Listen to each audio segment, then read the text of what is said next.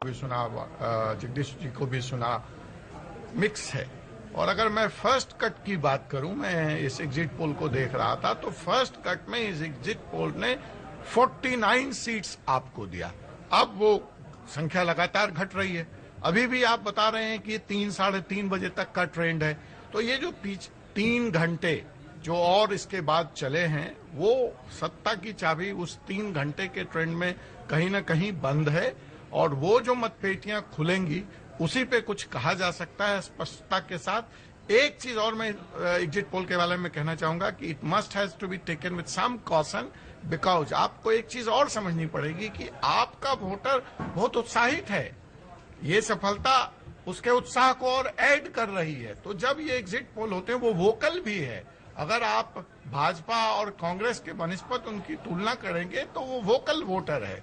तो हो सकता है कि इस एग्जिट पोल में जो नतीजे दिखा रहे हैं, जो ट्रेंड दिखा रहे हैं, मतपेटियां खुलने के बाद कहानी कुछ और हो सकती है। सर, आपको लगता है, शंभू सर, आपको लगता है कि मतपेटियां खुलने के बाद या इलेक्ट्रॉनिक वोटिंग मशीन के दौरान जब काउंटिंग होगी तब कहानी कुछ और हो सकती है, या ये क्लियर कट मैंडेट समझ में आ रहा है कि आम आदमी पार्टी की सरकार बनती दिखाई दे रही है? हम एग्जिट पोल को फाइनल पोल का नतीजा तो किसी भी कीमत पे नहीं मानने को तैयार हैं जी, लेकिन जो ट्रेंड दिख रहा है उसमें इसकी गुंजाइश कम है कि भारतीय जनता पार्टी को कोई चमत्कारिक लीड मिल जाए।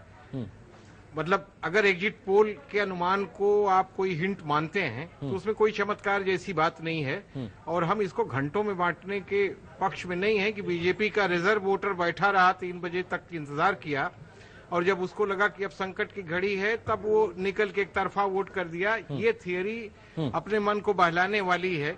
मेरा ख्याल है कि अब पोल हो चुका है, कोई वोट प्रभावित नहीं हो रहा है, तो हम लोगों को थोड़ा रियलिस्टिक होना चाहिए जी। जो ट्रेंड है, हम लोग अनुमानित ट्रेंड पे अनुमानित बात ही कह रहे हैं, कोई क्लियर कट बात इस पे अभी हो भी नहीं सकती, वो भी 10 तारीख को ही होगी। लेकिन मेरा ख्याल है कि बड़ा दिलचस्प रहा ये चुनाव।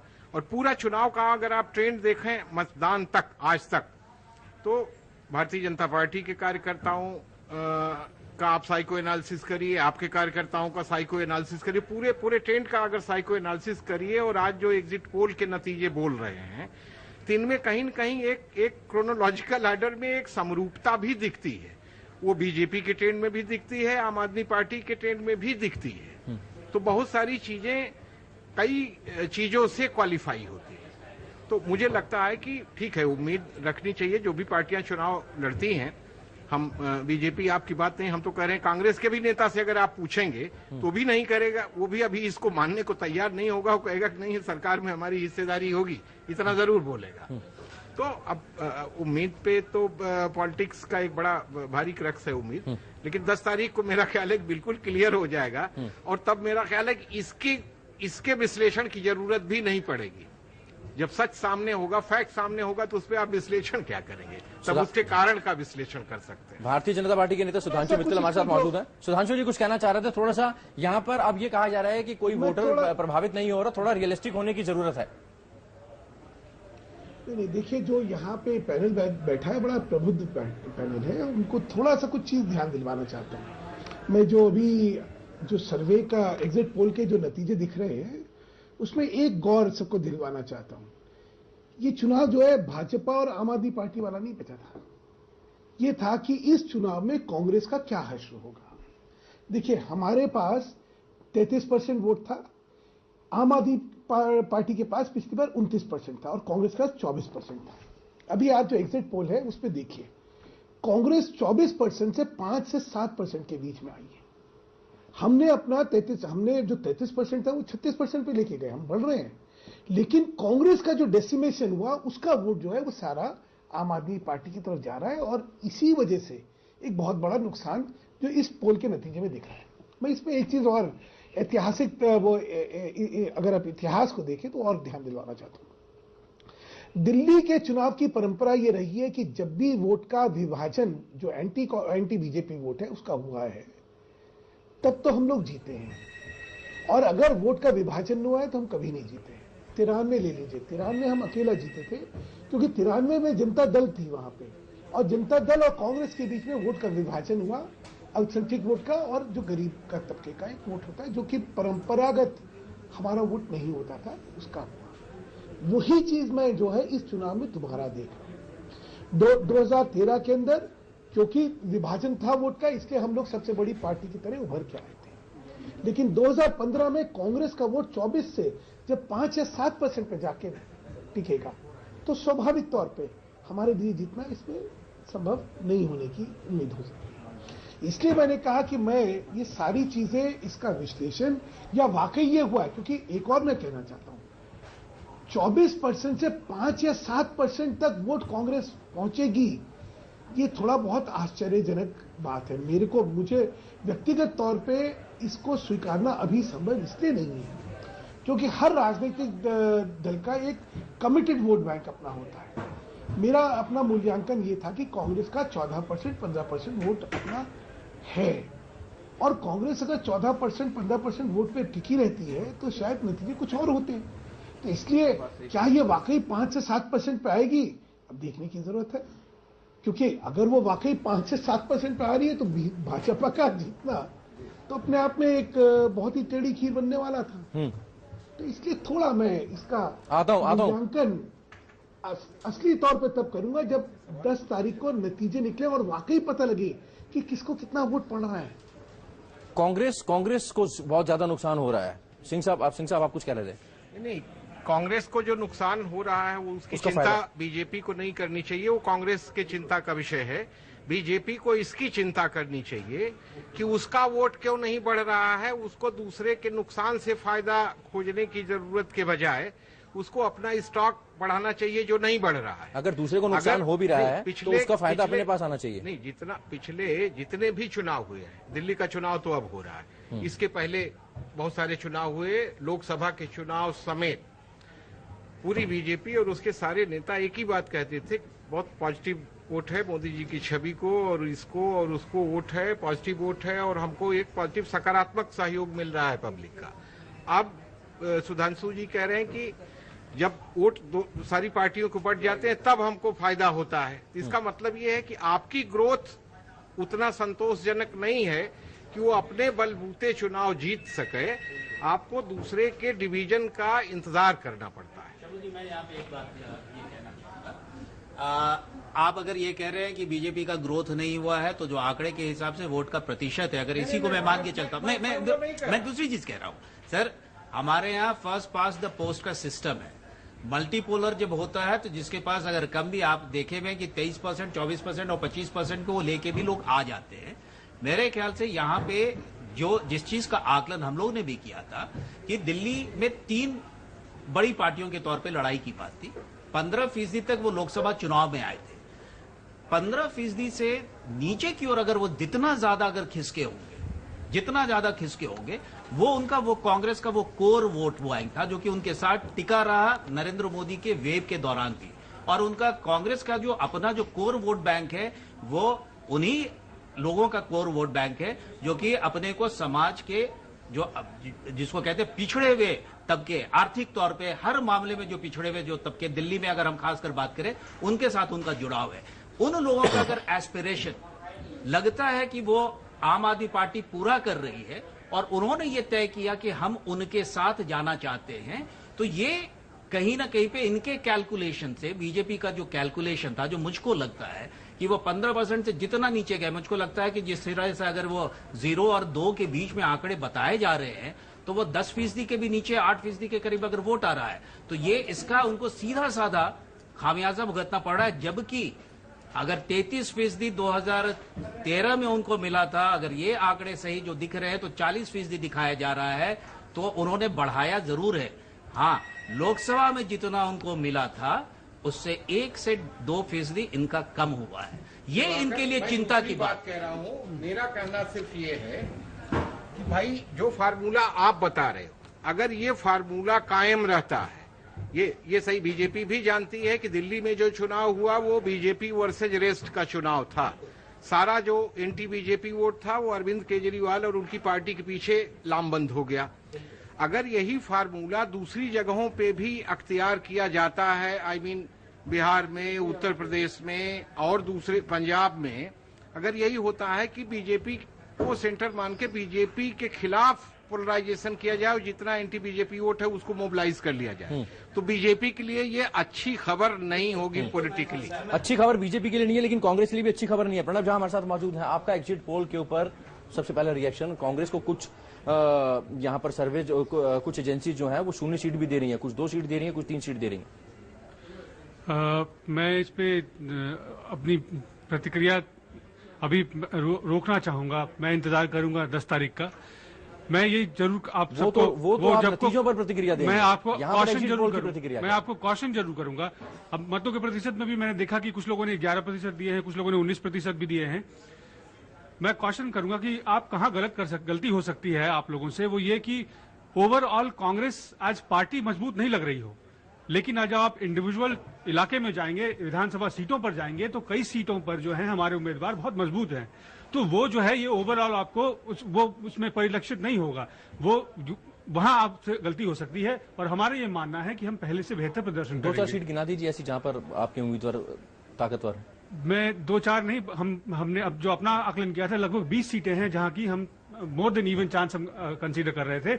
ये बात जरूर हो सकता है कि अगर वोट का डिवीजन हुआ है, जो कि हम शुरू से 10 दिन पहले 15 दिन पहले से हम ये बात कहते रहे हैं कि कांग्रेस मुक्त भारत करने में केजरीवाल कहीं ना कहीं मोदी जी की मदद कर रहे हैं, भाजपा की मदद कर रहे हैं, जैसे इन दोनों की कोई सांठगांठ हो। और ये जो मित्तल साहब जो बात कर रहे थे, अभी सुधांशु जी जो बात कर रहे थे, उन्होंने उसी बात की तरफ इंगित किया कि जब भी सेक्युलर वोट जो है डिवाइड होता है तो बीजेपी को फायदा होता है। तो इनका प्रयास अगर कहीं एमआईएम अगर चुनाव लड़ती है या नए लोगों को ये लाके पंजाब में बसपा से कोई चुनाव लड़ाते हैं और ये प्रमोट करते हैं, लोगों को उत्साहित करते हैं कि वोटों का डिवीजन हो, तो ये ज्यादा लंबा समय तक चलने वाला नहीं है। दिल्ली की जनता हो सकता है अगर जिस तरह से आप एग्जिट पोल आपका दिखा रहा है, अगर ऐसे परिणाम होते हैं तो हम ये जरूर मान सकते हैं कि एक मौका जो है केजरीवाल जी को जनता देना चाहती थी। उनको ऐसा कांग्रेस के प्रवक्ता यहाँ पर मौजूद हैं। उनका कहना है कि करीब 20 से 22 सीट्स ऐसी हैं जहां पर वो मजबूती के साथ लड़ रहे हैं और उनमें से कई सीट्स निकालेंगे भी, ये कहना है। इंतजार करना चाहेंगे परिणामों का। एग्जिट पोल पर रिएक्शन नहीं दे रहे हैं, लेकिन कांग्रेस की स्थिति पर हम चर्चा जरूर करेंगे। एक छोटा सा ब्रेक लेंगे, ब्रेक के बाद पैनल हमारे साथ मौजूद है। आप चलते रहिए समय के साथ।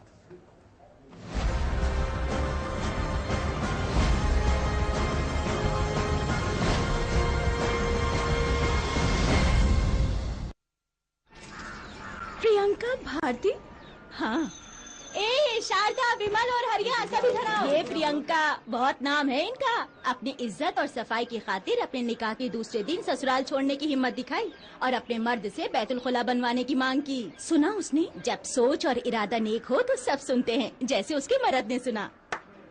स्वच्छ भारत मिशन, एक कदम सफाई की तरफ। आप भी अपने घर में बैतुल खुला बनवाएं और इस्तेमाल करें। जहाँ सोच वहाँ किंग आयुर्वेदिक तेल, जो बना है 16 खास आयुर्वेदिक तत्वों से, रखे मेरे बालों का ख्याल और बाल रहे लंबे, काले और घने। Kesh King, the king of hair oil.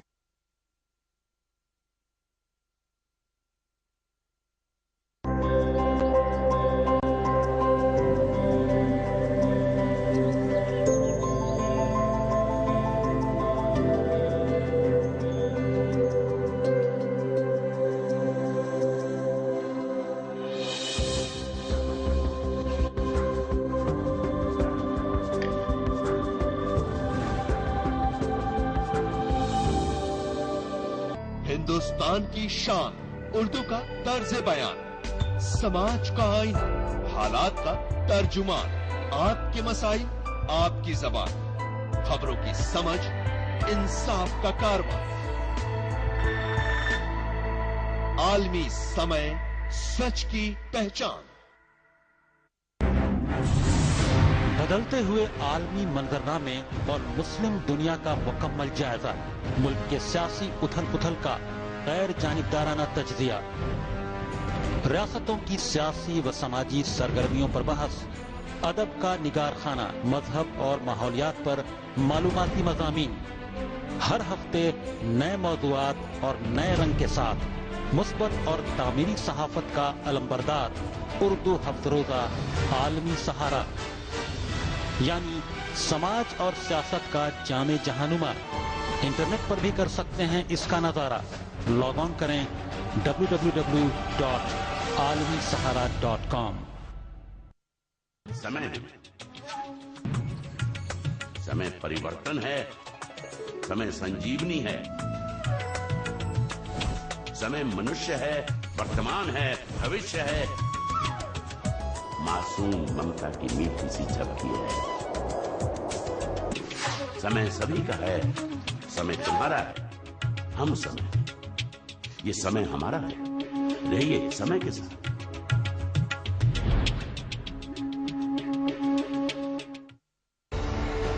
दुनिया बन गई है ग्लोबल शहर। आपका स्वागत है। दिल्ली में मतदान के बाद भारतीय जनता पार्टी की मुख्यमंत्री उम्मीदवार किरण बेदी ने दावा किया कि बीजेपी की जोरदार जीत होगी। प्रेस कॉन्फ्रेंस में किरण बेदी ने कहा कि एग्जिट पोल के नतीजे बदलेंगे, इसलिए फिलहाल किसी भी सर्वे को आखिरी फैसला न माना जाए।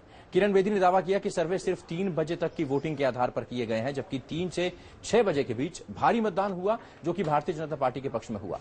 किरण बेदी ने वोटिंग के लिए मतदाताओं को धन्यवाद दिया और उम्मीद जताई कि 10 तारीख को सच्चाई की जीत होगी और भारतीय जनता पार्टी पूर्ण बहुमत के साथ सरकार बनाएगी।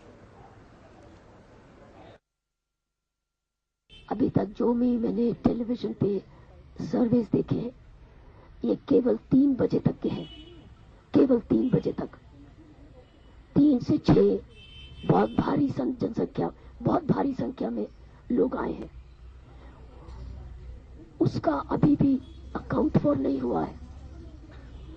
मैं समझती हूं कि हमको 10 तारीख तक वेट करना चाहिए और 10 तारीख के फैसले तक वेट करना चाहिए।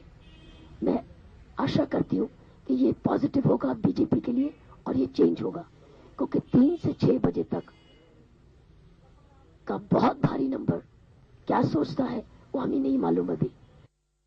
मैं भारतीय जनता पार्टी की बहुत आभारी हूं, बहुत आभारी हूं, जिन्होंने मेरे पर इतना विश्वास डाला, विश्वास प्रकट किया और मुझे इतना सराहा। मैंने इतनी तारीफ अपनी जिंदगी में कभी नहीं सुनी थी। मैं उनका बहुत धन्यवाद करती हूँ कि उन्होंने मुझे ये इस तरीके की एक एक्चुअली रिस्पॉन्सिबिलिटी दी।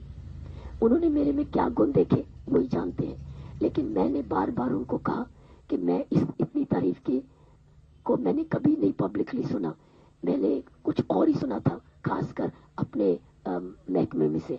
तो इसलिए मैं भारतीय जनता पार्टी का बहुत धन्यवाद करती हूँ। हाँ, इस दिल्ली को बहुत कुछ काम चाहिए। एक्चुअली दिल्ली डिवाइडेड है इस वक्त, मैंने देखा है, हैव्स और हैव नॉट्स में डिवाइडेड है। एक के पास कुछ है और दूसरे पास कुछ भी नहीं है। लड़कियों के पास कायदे का पॉलिटेक्निक्स नहीं है, वोकेशनल ट्रेनिंग नहीं है, उनके पास कामकाज का कोई साधन नहीं है और वो ड्रॉप आउट रेट सबसे ज्यादा उन्हीं एरिया में है। महिलाओं के लिए कोई सुरक्षा नहीं है, उनके लिए कोई वोकेशनल स्किल्स नहीं है। बहुत डिप्राइव दिल्ली मैंने देखा है। मैं समझती हूँ दिल्ली के पास भारतीय जनता पार्टी की अगर लीडरशिप आई तो बहुत बड़ी चुनौती होगी इसको वर्ल्ड क्लास सिटी बनाने के लिए, बहुत बड़ी चुनौती। मैं बार बार कहती आई हूँ कि अगर मुझे ये मौका मिला तो 24 घंटे एक दिन में होते हैं, ये 2400 घंटे एक दिन में मांगेगा, तब जाके दिल्ली सुधरेगी। 2400 घंटे, 24 घंटे नहीं, 2400 घंटे। चर्चा को आगे बढ़ाते हैं। विभाकर जी के पास माइक है, वो शुरुआत उन्हीं से करते हैं। विभाकर जी, कुछ तो चुनाव की थकान होगी, कुछ एग्जिट पोल के नतीजे जो सामने आए या जो एग्जिट पोल सामने आया उसकी वजह से भी आवाज थोड़ी सी कमजोर हो गई, दब गई थोड़ी सी आवाज। मेरे ख्याल से ये थोड़ी सी नाइंसाफी होगी कि आवाज उनकी गई है एग्जिट पोल की वजह से। ऐसा नहीं होता है, उनकी आवाज वास्तव में गई हुई थी। कई लोगों ने ये चीज पहले से, उनकी आवाज खराब थी तो लोग कहते हैं कि उन्होंने गैग कर दिया गया, बोलने नहीं दिया जा रहा है। अगर किसी की तबीयत खराब है तो यार वो साफ होता है कि उनकी तबीयत खराब है। इसके पहले वो दिख रहा है, इसके लिए कोई सबूत की आवश्यकता नहीं है। कम से कम इतनी तो हम लोग, मेरे ख्याल से मुझको रखना चाहिए कि इसके पहले हम लोग जो बात कर रहे थे कि इसके बाद अगर वास्तव में अगर जो एग्जिट पोल बता रहे हैं और ऐसा हो जाता है कि आपकी सरकार बन जाती है, तो फैजल भाई हमसे पूछ रहे थे अभी कि उसके बाद बेदी जी का क्या होगा। मैं ये नहीं कह सकता कि बेदी जी का क्या होगा। उन्होंने एक चीज जरूर कही थी, एक इंटरव्यू में उनका सुन रहा था, किसी बच्चे ने उनसे जब पूछा कि अगर ऐसा होता है तो आप क्या करेंगी, तो उन्होंने अपने तरफ से कहा था कि फिर मैं जो पढ़ाने का काम करती, मेरा एनजीओ होता, वो करेंगे। तो उसके पहले उन्होंने ये बात कही थी। उनका क्या होता है मुझको नहीं पता।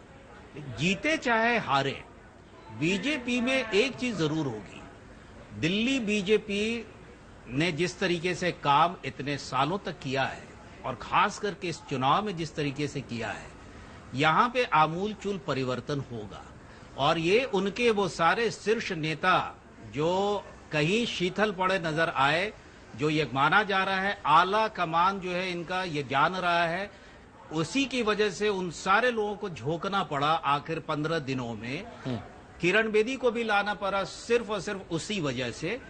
तो इसका खामियाजा सत्ता से तो बाहर जरूर आप लेके गए हैं, और एक जो विनिंग सी चीज चली आ रही थी उसमें कहीं ना कहीं साख में धब्बा जरूर लगाया है। विपक्षी सवाल जरूर करेंगे, कटाक्ष भी करेंगे, लेकिन जैसा अभी सिंह साहब बोल रहे थे, शंभू जी, कि इनसे सारे विपक्षी अगर गोलबंद हो गए तो ये मौका आपने दिया कि अगर गोलबंद हो जाते हैं तो वो हरा सकते हैं।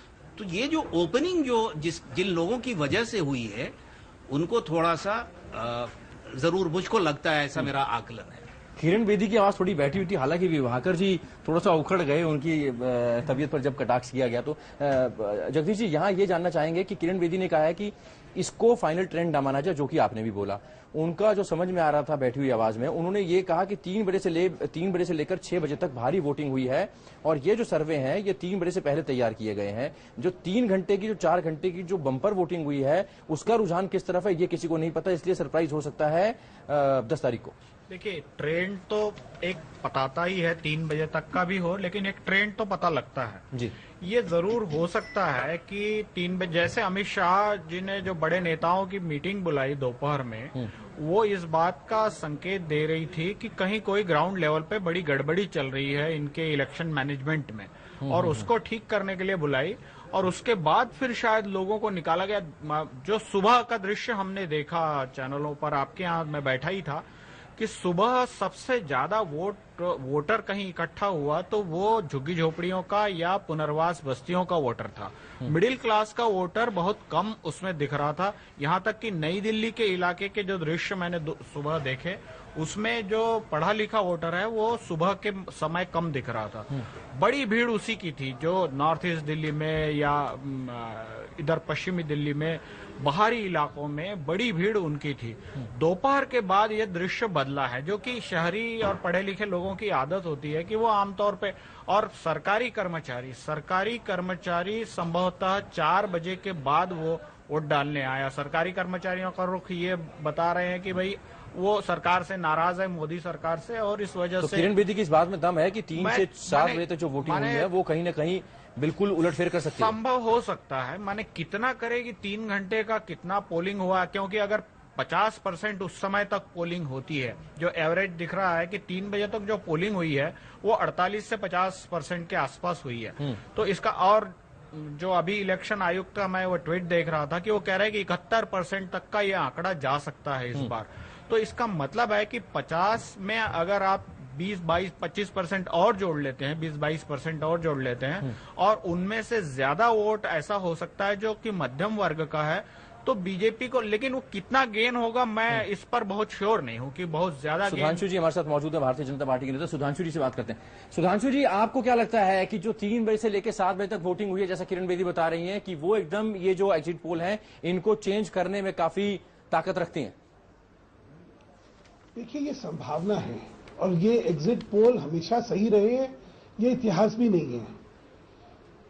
मैं खुद सेफोलॉजी में बहुत एक्टिव रहा हूं और सेफोलॉजी समझता हूं, इसलिए ये मैं बता दूं कि अभी तक कोई ऐसी मेथोडोलॉजी नहीं है, क्योंकि सैंपल साइज इतने छोटे होते हैं कि एक्यूरेटली क्या हुआ उसको प्रेडिक्ट करना बहुत बहुत मुश्किल होता है। और लास्ट मिनट का जो सर्ज है वो अर्बन जो मिडिल क्लास वोटर है, जो भाजपा का पारंपरिक वोटर है, उसका हुआ है। इसमें ये भी एक अपने आप में सत्यता है। अब उसका कितना प्रभाव पड़ेगा, कितना, देखिए, मैं जैसा शुरू में चालू करा था कि मैं इस समय एक ब्रवडो का स्टैंड देके ये कहूं ये सब गलत है, ये भी ठीक नहीं होगा। 10 तारीख को ही वाकई असलियत पता लगेगी, लेकिन ये जो पोल, एग्जिट पोल है, यही सत्य है और हम लोग हार गए, ये भी सही नहीं है, क्योंकि बहुत अक्सर सत्य कुछ और निकला है। अगर पिछली बार आप विधानसभा का ले लीजिए, एग्जिट पोल जो है महाराष्ट्र में हमें कितनी सीटें दिखा रहा था, क्या निकली। एग्जिट पोल जो है झारखंड में हमें कितनी सीटें दे रहा था, 53-54 सीटें दे रहा था, नहीं निकली। तो बहुत जरूरी नहीं है कि एग्जिट पोल जो दिखा रहा है वही सत्य हो। और जैसा कि किरण बेदी जी ने कहा कि उसके पीछे एक तथ्य है, और तथ्य है कि जो 3 बजे के बाद जो नामुमकिन हमेशा हुआ है, आप सब जानते हैं दिल्ली को, कि जो शहरी मिडिल क्लास वोटर है, जो हमारा वोटर जिसको हम हमेशा मानते हैं, वो देर से निकलता है।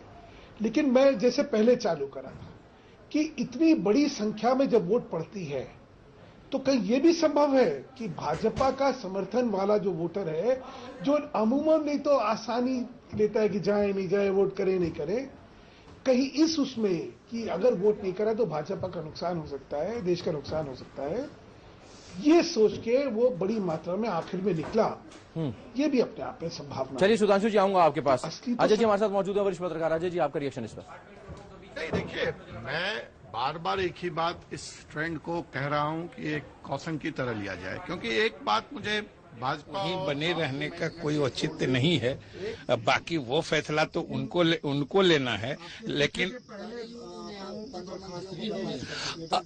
अब वो आप अगर बर्खास्तगी की चिट्ठी जा चुकी है तो कितने लोगों की बर्खास्तगी कितने लोगों की बर्खास्तगी, हम कितना मंत्री का इस्तीफा कर रहे हैं। और हम जो कहा शायद आपने सुना नहीं कि ये तो लिखने में देर लगा, हम लोगों ने तो विधायक दल के बैठक में ही फैसला कर लिया था, हम लोग वहीं घोषणा कर रहे थे, लेकिन फिर हमारे राष्ट्रीय अध्यक्ष और नेता उतर के चल दिए, वरना हम लोग ये सोच के गए थे कि वहीं इस्तीफा की घोषणा करेंगे।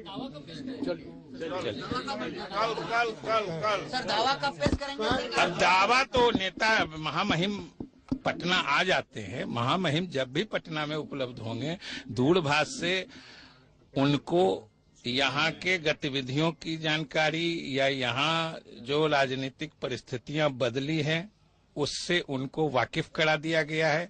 उन्होंने भी शीघ्र पटना पहुंचने का आश्वासन दिया है और जैसे ही वो पटना आते हैं तुरंत हमारे नेता के द्वारा दावा पेश किया जाएगा। और जैसा कि आप जानते हैं, राष्ट्रीय जनता दल ने, कांग्रेस विधायक दल ने, भारतीय कम्युनिस्ट पार्टी ने और हमारे एक निर्दलीय विधायक ने, 2 निर्दलीय विधायकों ने, सब लोगों ने लिखित रूप में हमारे नेता श्री नीतीश कुमार जी जब दावा करेंगे तो उनके दावे के समर्थन में उन लोगों ने पत्र जारी कर दिया। राज्यपाल अभी नहीं है, आप लोगों का जो इस्तीफा है वो फैक्स हो गया, फैक्स हो गया, अभी हो रहा है।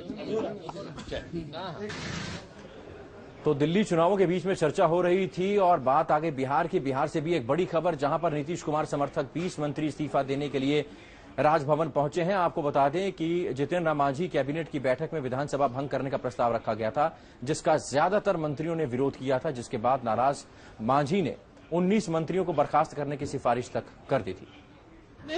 20 मंत्री परिषद के सदस्यों ने आज इस्तीफा दे दिया। 2 का तो उन्होंने पहले बर्खास्त कर दिया था। 22 लोग इस्तीफा हो गया, मानी कि इस मंत्री परिषद से हट गया। उनको तो खुद नैतिकता के आधार पर भी, कानूनी अधिकार भी, अब एक क्षण भी सरकार रहने की जरूरत नहीं है। अगर उनमें जरा सा भी बचा है, अगर वो लोकतंत्र के काला धब्बा वाले लोग नहीं है तो उनको तुरंत हट जाना चाहिए, क्योंकि मंत्री परिषद, पूरी विधायक दल ने नेता पद परिवर्तन कर दिया। आदरणीय नीतीश कुमार को हम लोगों ने नेता सर्वसम्मति से मान लिया, सारी एमएलए लोगों ने। अब उनको किसी तरह से रास्ता नहीं बचा है। अरे हम लोगों ने पहले ही भेज दिया, उनको करने दीजिए। अब दावा गवर्नर साहब आज सरकार बनाने का दावा पेश करने वाले हैं और उनके समर्थकों ने जितिन राम मांझी के कैबिनेट से इस्तीफा दे दिया है। करीब 20 मंत्रियों ने इस्तीफा दे दिया है। वापस लौटेंगे दिल्ली की खबरों पर और चर्चा हम कर रहे थे। अजय कुमार हमारे साथ मौजूद है, वरिष्ठ पत्रकार। अजय जी, आपसे बातचीत चल रही थी कि जिस तरीके से किरण बेदिया, भारतीय जनता पार्टी के तमाम नेता कह रहे हैं कि 3 बजे के बाद बड़ी तादाद में वोटर जो है वो भारतीय जनता पार्टी का निकला है और उसका सीधा फायदा भारतीय जनता पार्टी को होने वाला है और ये एग्जिट पोल फाइनल नतीजे नहीं होंगे, ये सरप्राइज कर सकते हैं कहीं ना कहीं। देखिए, मैं ये तो नहीं कह सकता कि वो जो वोट 3 बजे के बाद निकला है वो सबके सब भाजपा का वोट है, लेकिन हाँ, अगर 3 बजे के बाद वोटिंग भारी संख्या में हुई है और मत का प्रतिशत 70 को क्रॉस करता है तो शायद ये जो एग्जिट पोल का नतीजा है उसमें परिवर्तन देखने को मिल सकता है। अगर दिल्ली के इतिहास की हम बात करें, अब तक 5 विधानसभा चुनाव यहाँ पे हो चुके हैं और जैसा कि मित्तल जी आपको अभी बता रहे थे कि पहली चुनाव में ही भाजपा की सरकार इसलिए बनी क्योंकि गैर भाजपा वोटों का बंटवारा हुआ। और अगर हम पिछले लोकसभा के ट्रेंड की हम बात करें तो दिल्ली की 60 सीटों पे भाजपा, विधानसभा सीटों पे भाजपा लीड कर रही थी और आप उन 10 सीटों पे लीड कर रही थी जहां अल्पसंख्यक मतदाता ज्यादा संख्या में रहता है, और कांग्रेस कहीं न कहीं अपने 15% के वोट प्रतिशत के आसपास टिकी रही थी। अब अगर कांग्रेस 15% से नीचे के वोट प्रतिशत पे जा रही, क्योंकि पिछले विधानसभा में कांग्रेस का वोट परसेंट 24.5% था, 33.5% वोट भाजपा को मिला था और वो 32 सीटें लेकर के आई थी, और 24.5% वोट आपको मिला था। अब यह भी बड़ा अजीब सा लग रहा है कि क्या भाजपा कांग्रेस पूरी तरह से मुक्त हो गई दिल्ली कांग्रेस से, या जो नारा था, और अगर ऐसा हुआ है तो वो सारा के सारा वोट क्या जाकर के आपके वोट के साथ जुड़ गया, और अगर ऐसा हुआ है जैसा ये ट्रेंड बता रहे हैं, तब तो निश्चित तौर पे आपकी सरकार बनती है, फिर तो उसको रोका नहीं जा सकता है। फिर सवाल, जैसे एक चर्चा अभी यहाँ चल रही थी कि हमारे कांग्रेस के साथी ये कह रहे थे कि एंटी मोदी वोट है, और दिवाकर जी का कहना था कि ये प्रो या पॉजिटिव वोट है फॉर केजरीवाल। मैं इन दोनों ही ट्रेंड से इत्तेफाक नहीं रखता हूं कि ना तो ये नेगेटिव वोट की तरह देखा जाना चाहिए, ना ये पॉजिटिव वोट की तरह देखना चाहिए। मेरा जो मानना है व्यक्तिगत तौर पे, ये भाजपा अगर भुगतेगी तो ये ओवर कॉन्फिडेंस का नतीजा है। भाजपा ने इस चुनाव को अंत समय तक बहुत ही हल्के में और बहुत ही आसानी से लिया है, और जैसी जैसी गलतियां की है वो किसी भी चुनाव में, मतलब इतने आत्मघाती फैसले दूसरे दल नहीं लिए। भारतीय जनता पार्टी ने कई आत्मघाती फैसले लिए।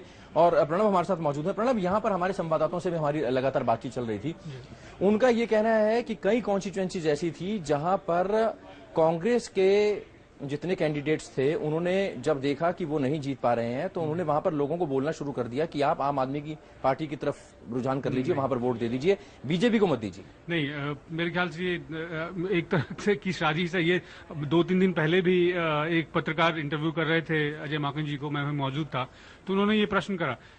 ये मतलब बड़ी बेतुकी सी बात है कि ये कैसे संभव है कि जिस पार्टी की वजह से हमारे मतों का विभाजन हो रहा है, जो हमारे मतों को लेके जा रहा है, हम उसके फेवर में अपने कार्यकर्ता को, ये तो सुसाइडल है। एक पार्टी जो राजनीति कर रही है, एक व्यक्ति जो राजनीति कर रहा है, एक विधायक जो है, वो कैसे अपने मतों को ट्रांसफर कर देगा किसी और को? वो चाहे वो हार रहा हो, लेकिन वो ज्यादा से ज्यादा मतों को रखना, क्योंकि वो राजनीति एक दिन के लिए तो है, करने तो आया नहीं, वो एक टर्म तो है नहीं। वो जब चुनाव लड़ता है तो अपने जी जान से लड़ता है और अपना सब कुछ लगा देता है, यहाँ तक लोग घर गिरवी रख देते हैं। तो इस तरह की बात करना मेरे ख्याल से दिवाकर जी, मैं मानता हूं कि कोई भी पार्टी का कार्यकर्ता ये काम शायद नहीं करेगा, लेकिन जो चुनाव होता है वो कार्यकर्ता उसमें मदद जरूर करते हैं, लेकिन समर्थकों की बात होती है। और समर्थकों को अगर ये लगता है कि हम जो वोट देने जा रहे हैं और अगर उससे हमें फायदा नहीं मिल रहा है, तो ये एक राजनीतिक दांव भी हो सकता है। मैं कारण उसका बताता हूं। ये इनकी बात एक हद तक सही है कि कोई भी पार्टी नहीं चाहेगी कि उसके हैसियत कुछ इस तरह की हो जाए कि लोग उसका हंसी मजाक उपहास का कारण वो बन जाए। लेकिन आपने अगर आप ये माना है कि आपका सबसे बड़ा दुश्मन जो आपको इस गति तक पहुंचाया है वो शख्स नरेंद्र मोदी है, और अगर उसको कहीं पे चोट लगती है तो उसको चोट पहुंचाने का काम आप जरूर करेंगे। ये एक राजनीतिक फैसला होता है और ये एक बड़ा फैसला होता है, क्योंकि तब आप ये कहने की बात आप में होगी, साहस होगा, आप ये कह सकेंगे। और ये देखिए, राजनीति की बिसात सिर्फ ये विधानसभा चुनाव के मैदान में वोट के दौरान ही नहीं चल रहा है, ये राजनीतिक बिसात संसद के भीतर में भी चलेगा। सुधांशु मित्तल जी मौजूद है, मैं आऊंगा, प्रणव आपके पास में आऊंगा। सुधांशु मित्तल जी हमारे साथ मौजूद है। सुधांशु जी, इस पर आपका रिएक्शन। हमारे संवाददाताओं ने ये देखा, हालांकि कांग्रेस ये कह रही है कि ऐसा किसी कीमत पर नहीं हो सकता है, लेकिन यहां पर यह बात सामने आ रही है कि भारतीय जनता पार्टी को रोकने के लिए जहां जहां कांग्रेस को लग रहा था कि उनके कैंडिडेट जो हैं वो हार रहे हैं, खुद कैंडिडेट्स ने, उनके समर्थकों ने कहना शुरू कर दिया कि आम आदमी पार्टी को वोट दे दीजिए।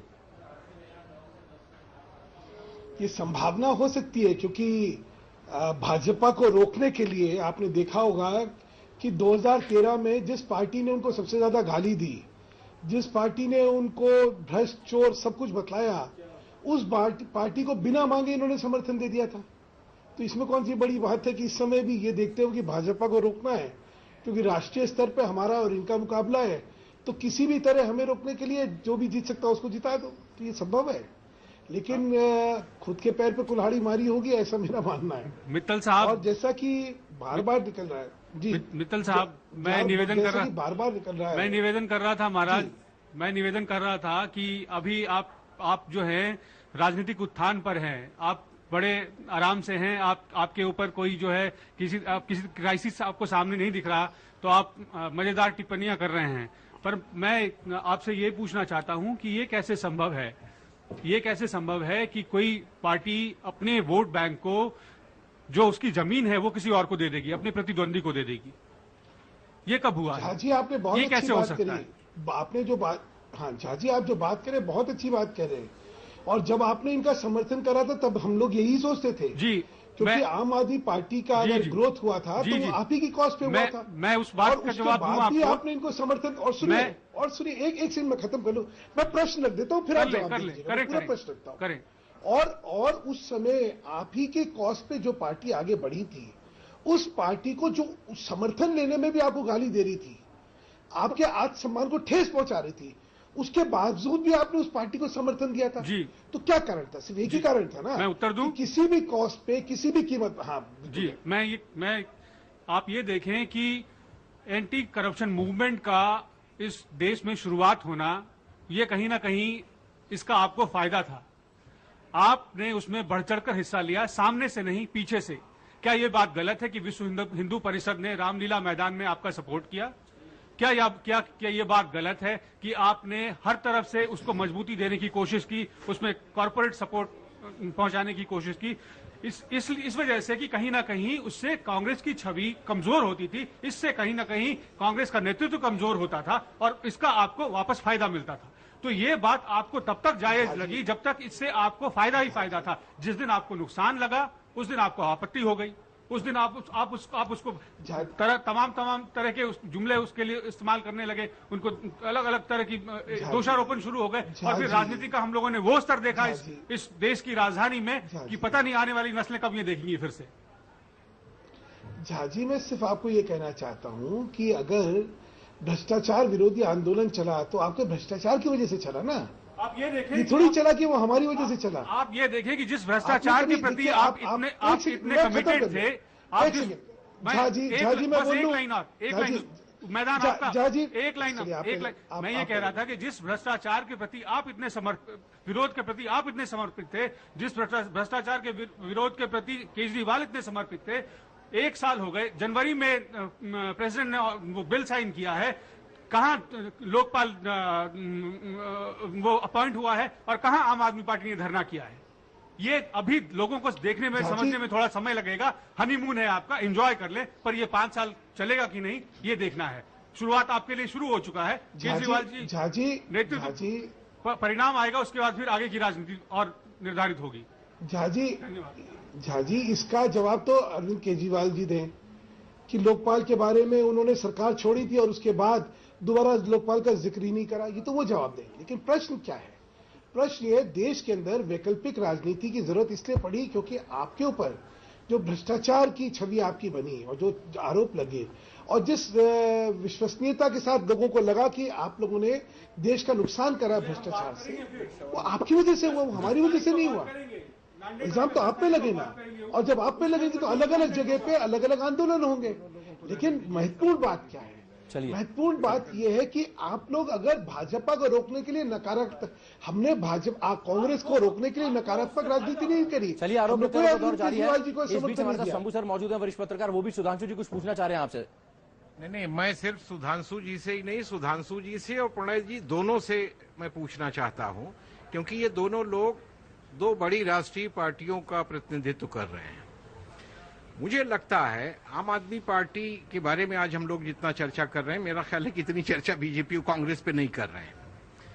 ये हमको कहीं न कहीं ऐसा लगता है कि इस देश की राजनीति को क्या हुआ है, इतनी बड़ी बड़ी पार्टियां और इनकी पॉलिटिक इतनी खोखली है कि एक 2 साल पुरानी पार्टी और एक जिसका पॉलिटिक्स में और उसमें कोई बहुत ज्यादा दिलचस्पी नहीं इसके पहले देखी गई, कि एनजीओ चलाने वाले कुछ लोग इकट्ठे होकर के कांग्रेस और बीजेपी दोनों को अंगूठा दिखा रहे हैं दिल्ली जैसे स्टेट में। इससे बड़ी टिप्पणी राजनीति पे, भारतीय राजनीति पे मुझे नहीं लगता कि और कोई दूसरी हो सकती है। ये तो बड़ी बारी, ये तो 100 साल से ज्यादा पुरानी पार्टी है, इनका भी बहुत पुरानी पार्टी है। मैं आपको सुना देता हूँ जी, एक कहावत है जो आपको सुना देता हूं कि nothing succeeds like success, nothing fails like failure. सफलता जो है, सफलता के हर खुदा होता है और विफलता का कोई माई बाप नहीं होता।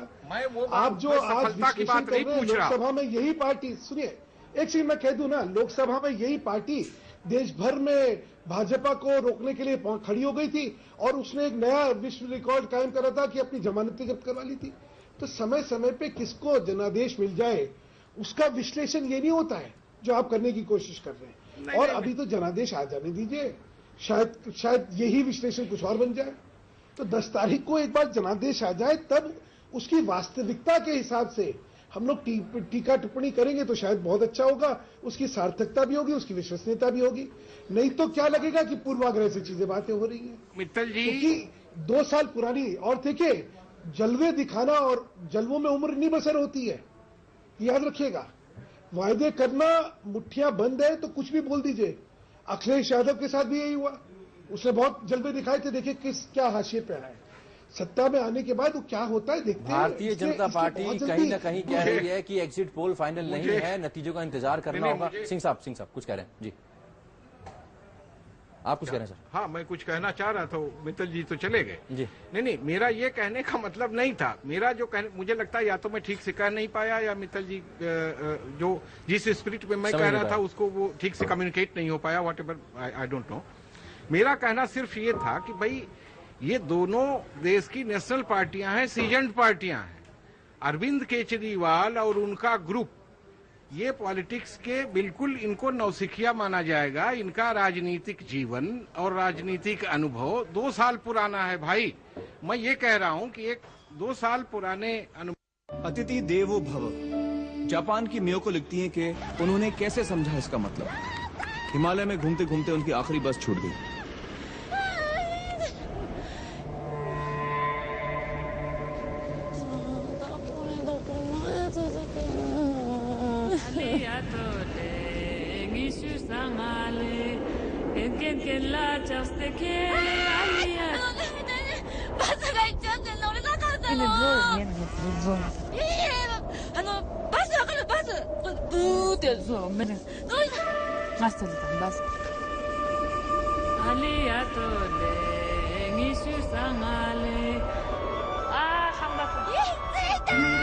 मियो को कहती है कि वो भारत बार बार आएंगी और जब भी आएंगी कुंजुंग आंटी से जरूर मिलेंगी।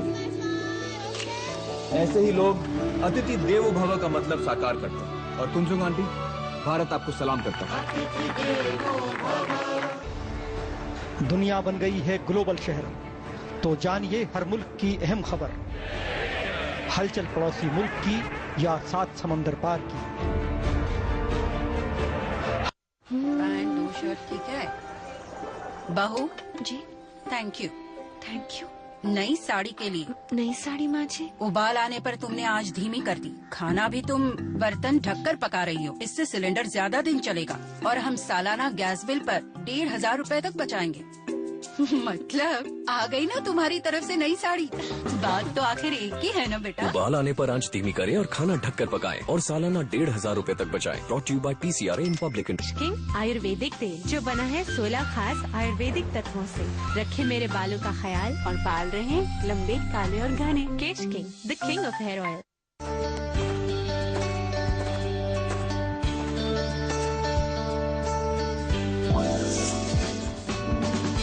जी हाँ, किसान विकास पत्र वापस आ गया है। 100 महीने में निवेश दुगना, 2.5 वर्ष बाद भुगतान की सुविधा। संपर्क करें अपने नजदीकी डाकघर से।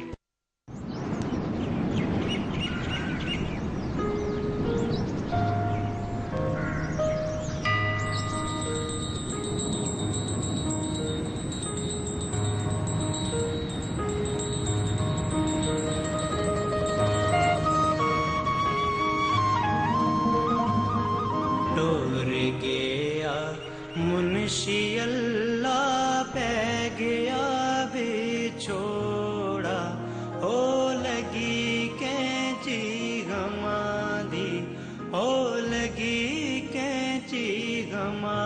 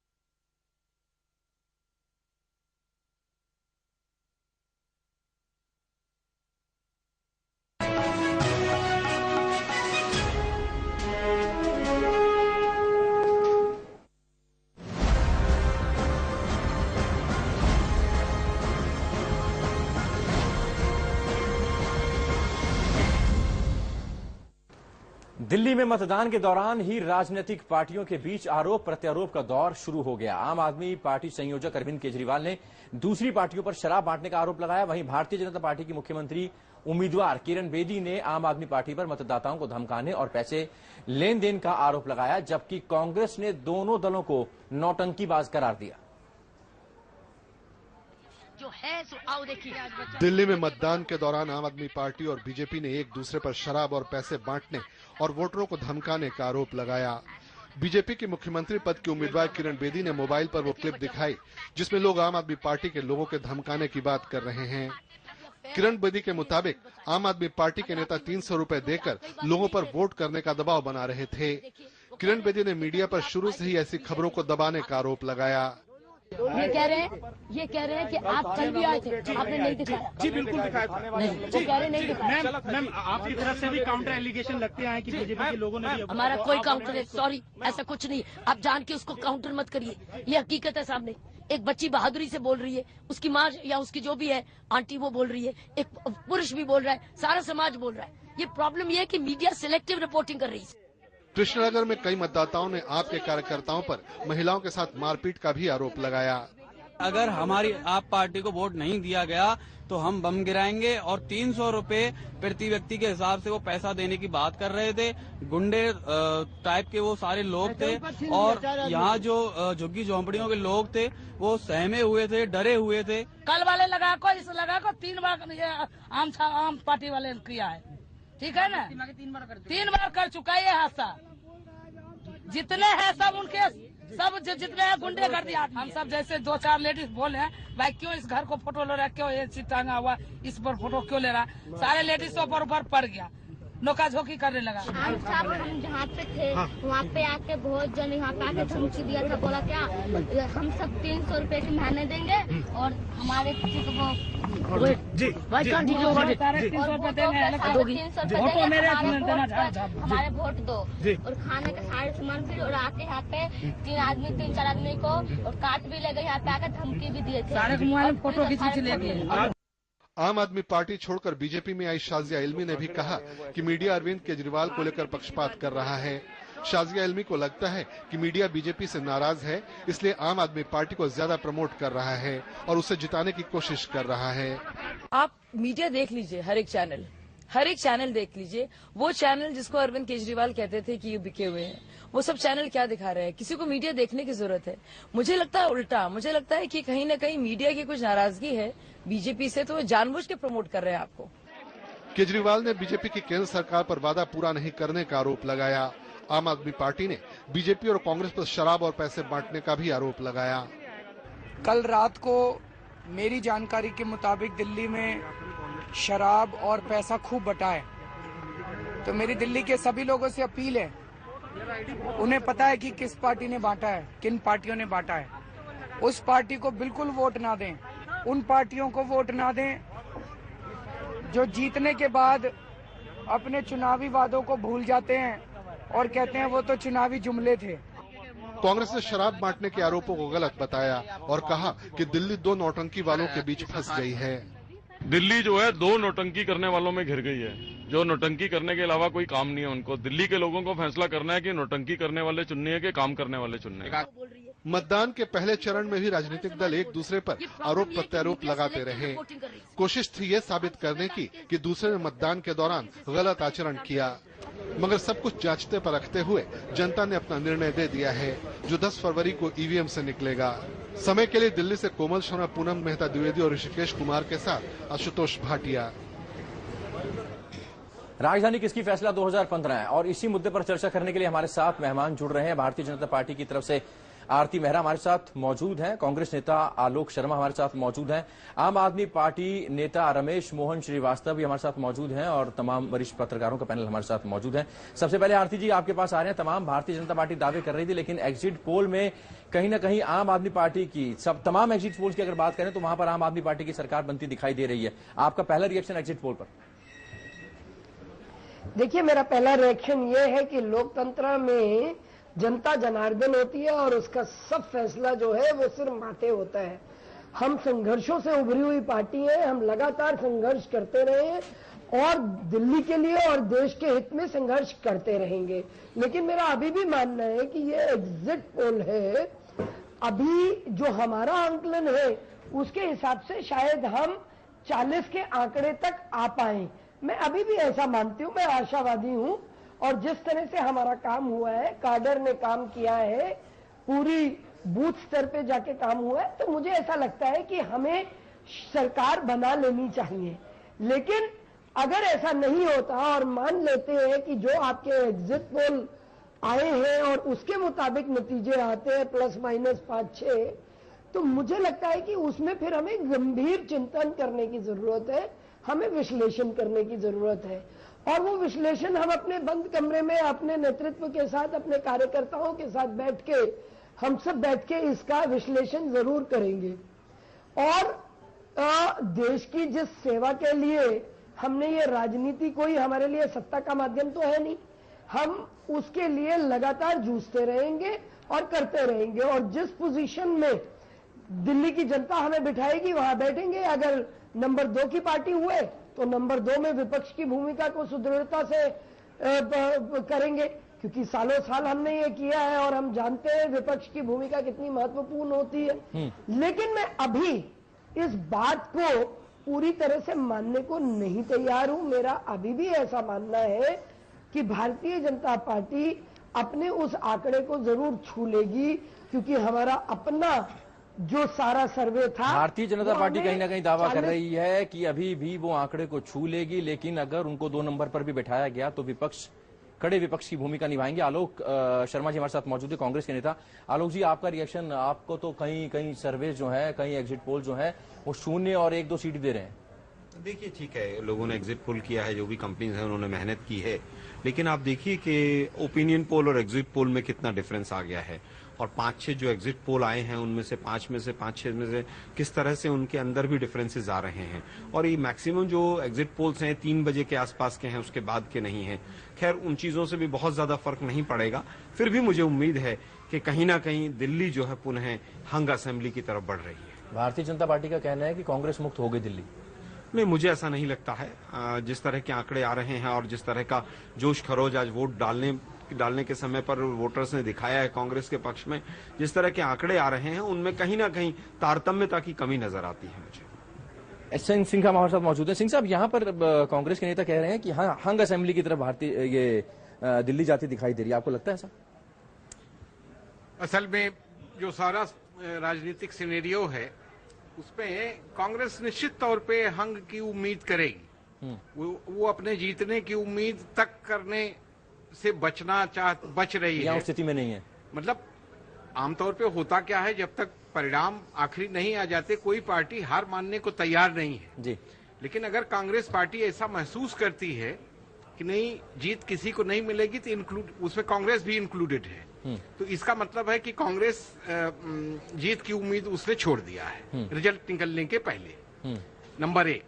नंबर 2, आरती मेहरा को मैं सुन रहा था अभी, तो उनका पूरा सुन के ये लग रहा था कि जैसे फाइनल रिजल्ट आ गया हो और उनकी पार्टी हार गई हो।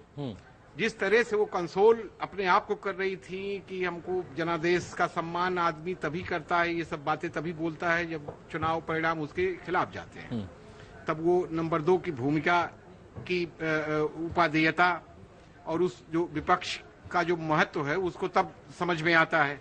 भारतीय जनता पार्टी वैसे लंबे समय तक विपक्ष में रही है तो वो उसके महत्व को ज्यादा अच्छे से समझती है।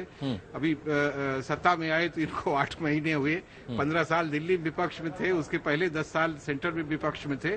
तो विपक्ष की भूमिका अगर आरती जी को ठीक से, वो निश्चित तौर पे उसके महत्व को बढ़िया से समझती है। बट मुझे लगता है कि ये एग्जिट पोल कुछ इस तरह का आया है कि हमारी ये दोनों राष्ट्रीय पार्टियों को समझ में नहीं आ रहा कि इस पे रिएक्ट कैसे किया जाए। नहीं इसको ठीक से एक्सेप्ट कर पा रहे हैं, ठीक से इसको रिजेक्ट कर पा रहे हैं। अजीब दुविधा वाली मना स्थिति में हम देख रहे हैं। जो भी स्टेटमेंट वगैरह जो आप लोग ले रहे हैं नेताओं से, उसमें तो यही लगता है। अजय भाई, आपका रिएक्शन इस पर लेना चाहेंगे। आरती जी ने कहा कि मुझे उम्मीद है, लेकिन कहीं ना कहीं हल्की निराशा कहीं ना कहीं दिखाई दे रही है भारतीय जनता पार्टी खेमे में इन एग्जिट पोल के बाद। हाँ, आरती जी दिल्ली भाजपा की और देश की बड़ी मंजी हुई नेता हैं और मैं समझता हूं कि ग्राउंड से उनका लगातार निरंतर संपर्क बना हुआ है, न सिर्फ आज और पूरे चुनाव के दरमियान वो अपने कार्यकर्ताओं के साथ लगी पड़ी होंगी, ऐसा मेरा मानना है। और उसके आधार पर वो ये टिप्पणी कर रही हैं, उनका हक है। लेकिन जो मैं बार बार एक चीज मैं आरती जी से जानना भी चाहूंगा कि आरती जी, जो मैंने कहा प्रारंभ में कि अगर भाजपा यह चुनाव हारती है तो न ये तो रेफरेंडम होगा मोदी जी के कामों पर और न ही ये पॉजिटिव वोट में अरविंद केजरीवाल को मानने के लिए तैयार हूं। मैं तो यह मानूंगा कि ये जो अति आत्मविश्वास। रोकूंगा अजय जी आपको इस वक्त, और आपको बता दें कि अनंत कुमार भारतीय जनता पार्टी के वरिष्ठ नेता इस वक्त प्रेस को संबोधित कर रहे हैं, क्या कहते हैं सुनते हैं। इस चुनाव में ऐसे एक मतदान देते हुए लोकतंत्र का मजबूती को यहां की जनता ने और एक बार साबित किया है। मित्रों, चुनाव आयोग ने इस चुनाव को पूरा तरीके से निभाया है, इसलिए चुनाव आयोग को भी हम धन्यवाद देते हैं। Any more questions?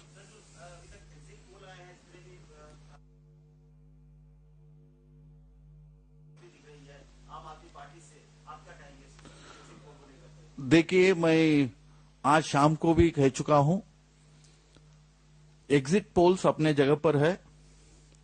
हर चुनाव में एग्जिट पोल्स को दिखाते हैं, लेकिन हम जमीनी हकीकत को जानते हैं और हमारे कार्यकर्ता उन्होंने पूरा दिन भर इस चुनावी प्रक्रिया में भाग लिए थे।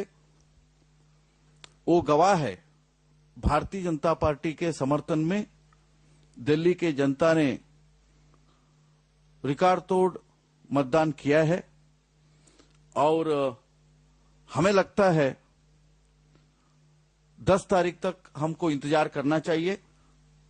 भारतीय जनता पार्टी 100% जीतेगी और सरकार बनाएगी। हमारा असेसमेंट, भारतीय जनता पार्टी को पूर्ण बहुमत मिलने वाली है।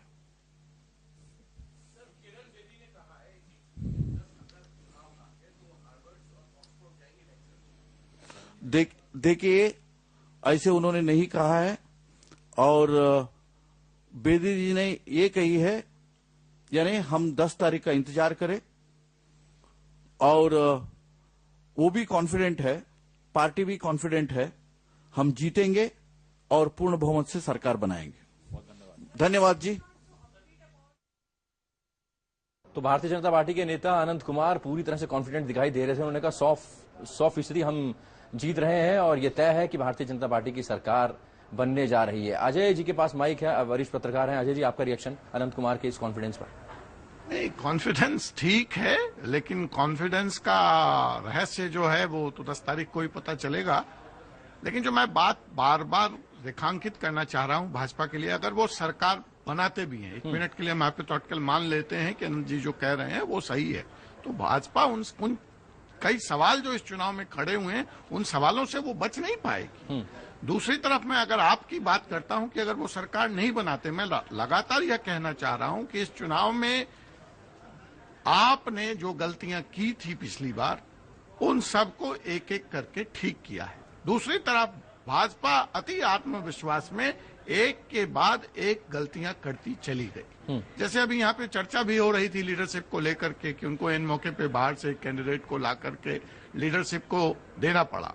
मैं बिना किसी सिद्धांत के आधार पर जाए हुए जब आप किसी भी नेतृत्व को लाते हैं तो उसको कनेक्ट होने में जनता के साथ, कार्यकर्ता के साथ एक वक्त लगता है, एक मिजाज बनता है, एक रिश्ता बनाने में वो समय भी नहीं था। तो कहीं ना कहीं ये कदम आत्मघाती होगा। जो भाजपा का दूसरा ओवर कॉन्फिडेंस कि सबसे बाद में कैंडिडेट का लिस्ट लाना, सबसे बाद में प्रचार शुरू करना, ये दूसरी भारी गलती गिनी जाएगी। नहीं तो आज ये नतीजा शायद देखने को ना मिलता। और क्या क्या गलतियां की हैं इस पर भी हम आएंगे। तीसरी एक बात जो मैं कह दूं, संक्षेप में, हाँ संक्षेप में मैं सिर्फ यह कहना चाह रहा हूं कि जो डेमोग्राफिक चेंज हुआ है दिल्ली का, अब दिल्ली वो दिल्ली नहीं रही कि जब यहाँ पे कभी पंजाबी और व्यापारी वर्ग का, अग्रवाल समाज का आधिपत्य होता था और भाजपा के नेता इसी दो वर्गों से आते थे। आज डेमोग्राफिकली जिंदगी बहुत बदल चुकी है। आपने 11 और 12 पूर्वांचल के लोगों को टिकट दे करके शायद उस डेमोग्राफिक चेंजेस को एक्सेप्ट करने का प्रयास किया। भाजपा आज भी उसी पुराने मिजाज में नजर आई और उसने उस चेंज को एक्सेप्ट नहीं किया। चलिए, और कहाँ क्या कमी रही इसको भी इसका भी पोस्टमार्टम करेंगे। और इस बीच हमारे साथ रमेश मोहन श्रीवास्तव जी मौजूद हैं। रमेश जी, बहुत स्वागत है आपका। जिस तरीके से एग्जिट पोल आ रहे हैं, आम आदमी पार्टी उत्साहित? देखिए, मैंने पहले भी कहा था कि हमें विश्वास था और वो विश्वास, हमने पहले भी कहा था कि हमें विश्वास है और वो विश्वास आज फलीभूत होता हुआ दिखाई दिया है। जनता ने हमारे विश्वास को और हमारे पॉजिटिव एजेंडा पर अपने विश्वास की मुहर लगाई है। और मैं कह सकता हूं कि जो नतीजे आ रहे हैं, वो जो नतीजे आप अभी दिखा रहे हैं, शायद उससे भी ज्यादा चौंकाने वाले हों, उससे भी ज्यादा नतीजे आए। अब हमारा ध्यान सरकार को बना करके अपने मुद्दों को कार्य रूप में परिणत करने का। कितनी सीटें आ रही हैं सर? देखिए, कितनी सीटें आ रही, इसके बारे में हमारा आंतरिक सर्वे आ चुका है और अब तो वोट कास्ट हो चुके हैं, इसलिए कोई दावा प्रतिदावा करने वाली बात नहीं। परंतु यह निश्चित है और अब तो सर्वविदित हो रहा है कि सरकार हमारी बन रही है, जनता पार्टी पूर्ण बहुमत से बन रही है। लेकिन भारतीय जनता पार्टी कह रही है जो 3 बजे तक ये सर्वे हैं, 3 से लेकर 7 बजे तक जो भारी वोटिंग हुई है वो कहीं न कहीं बीजेपी के पक्ष में गई है और सरकार बनाने भारतीय जनता पार्टी दावा कर रही है कि किसी तरह की कोई दिक्कत नहीं होनी है। अनंत कुमार को भी आप सुन रहे थे अभी। जी, आनंद जी को मैं सुन रहा था, लेकिन मैं अभी एक चैनल से निकल के आ रहा हूं, वहां शाम 6 बजे तक के जो वोट कास्ट हुए हैं उनका एग्जिट पोल भी दिखाया है और कई और चैनल्स का एग्जिट पोल भी मेरे पास है। अगर आप औसत भी लगा लें तो किसी में भी हमारी पार्टी ने, आम आदमी पार्टी ने भी कोई आंतरिक सर्वे करवाया होगा? हाँ, हमने आंतरिक सर्वे किया था जिसको डॉक्टर योगेंद्र जी ने, और हम शुरू से कहते रहे कि 45 से 50 सीटें, योगेंद्र जी का तो दावा था 50 से ज्यादा 51 सीटें तक आ जाएंगी, परंतु 45 से 50 का हमारा अनुमान पहले का भी था और 45 से 50 का हमारा अनुमान है। हो सकता है इससे ज्यादा भी हो जाए। सिंह साहब, 45 से 50 सीटें हो सकता है, इससे ज्यादा भी हो जाए। 51 सीटें योगेंद्र यादव बता रहे थे। अब यहाँ मैं वो मित्तल जी की एक बात दोहराना चाहूंगा कि मित्तल जी कह रहे थे किसी और संदर्भ में कि भाई सफलता का कोई ये नहीं होता, nothing succeed to be success. तो अगर आम आदमी पार्टी जीतती हुई दिखाई दे रही है तो अब जो वो कहें वही सही है। अब तो उसमें कोई ये नहीं है। अगर उनको पब्लिक का भरोसा मिलता है तो they have every right to say whatever they want to say, उसमें कोई दिक्कत नहीं है। बट मुझे लगता है कि आम आदमी पार्टी की सरकार अगर दिल्ली में बनती है तो जो दिल्ली वासी हैं, दिल्ली वासियों को मुझे ऐसा लगता है कि शायद कहीं न कहीं एक टसल वाली पॉलिटिक्स के जो नुकसान है वो झेलने पड़ सकते हैं। वो हो सकता, ये आशंका है अभी, क्योंकि सेंटर में बीजेपी की सरकार है। दिल्ली में अगर आपकी सरकार बनती है तो एक टकराव की स्थिति बनेगी। अरविंद केजरीवाल चूंकि टकराव पसंद करते हैं और टकराव पसंद वाली नेता है, तो अपने हिसाब से अपना काम करेंगे और सेंट्रल गवर्नमेंट अपने हिसाब से करेगी। तो उसमें दिल्ली वासियों को कितना क्या क्या सेक्रीफाइस करना पड़ेगा, अभी तो इसको लिस्ट आउट करना बाकी है। ये 10 के बाद इस पे सोचा जाएगा। सर, आता हूं आपके पास। आरती मेहरा जी हमारे साथ मौजूद है, भारतीय जनता पार्टी के वरिष्ठ नेता है। हालांकि वो कह रही थी कि उनको इन सर्वे पर उतनी ज्यादा विश्वास नहीं है, 10 तारीख तक इंतजार करना चाहिए और कहीं ना कहीं सर्वे जो है वो फेल होंगे और भारतीय जनता पार्टी सरकार बनाएगी। आरती जी, यहां पर आम आदमी पार्टी का दावा 50 सीटें ले रहे हैं वो। नहीं, देखिए, दावा उनका पहले भी था जब वो 400 सीटों पे लड़े थे। वो कह रहे थे लोकसभा में उनकी 100 सीटें आएंगी, लेकिन सिर्फ 4 ही आई और मैक्सिमम सभी सीटों पे उनकी जमानतें जब्त हो गई। लेकिन और अगर आप लोकसभा के रिजल्ट को देखें, भारतीय जनता पार्टी, हमने खुद ने जो अपेक्षा नहीं की थी, एक नरेंद्र मोदी जी ही कहते थे कि इस तरह के आने वाले हैं चौंकाने वाले नतीजे, तो वो सच में चौंकाने वाले थे। न सिर्फ हमें अपने बल पे हमने सरकार बनाई, हमारा जो आंकड़ा था वो पूर्ण बहुमत की तरफ, एक मेजोरिटी की तरफ लेके गया, जिससे एक स्टेबल गवर्नमेंट बनी। अभी आनंद कुमार जी भी यही बात कह रहे थे कि 10 तारीख तक का इंतजार करें और इंतजार करके फिर हम उस सिचुएशन में 10th को हम उसको एनालिसिस करेंगे।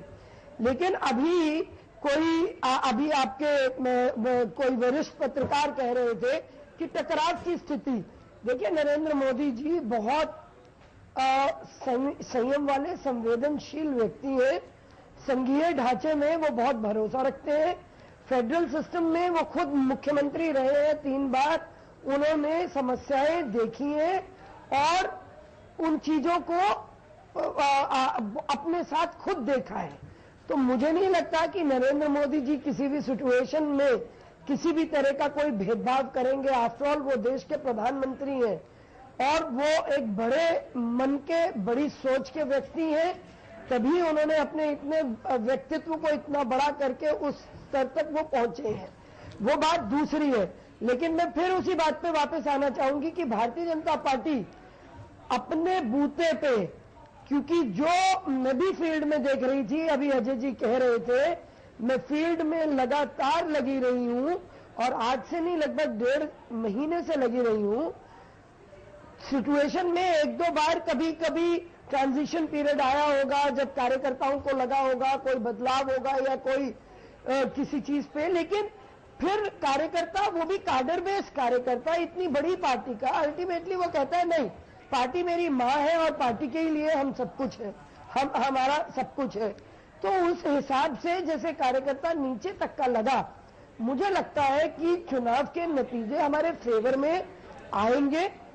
सभी जो एग्जिट पोल है उनका सम्मान करते हुए भी मैं ये कहना चाहूंगी कि ये एग्जिट पोल ही है, ये परिणाम असली परिणाम नहीं है और असली परिणाम तक हम किसी तरह से भी अपनी हार मानने को स्वीकार ही नहीं करते।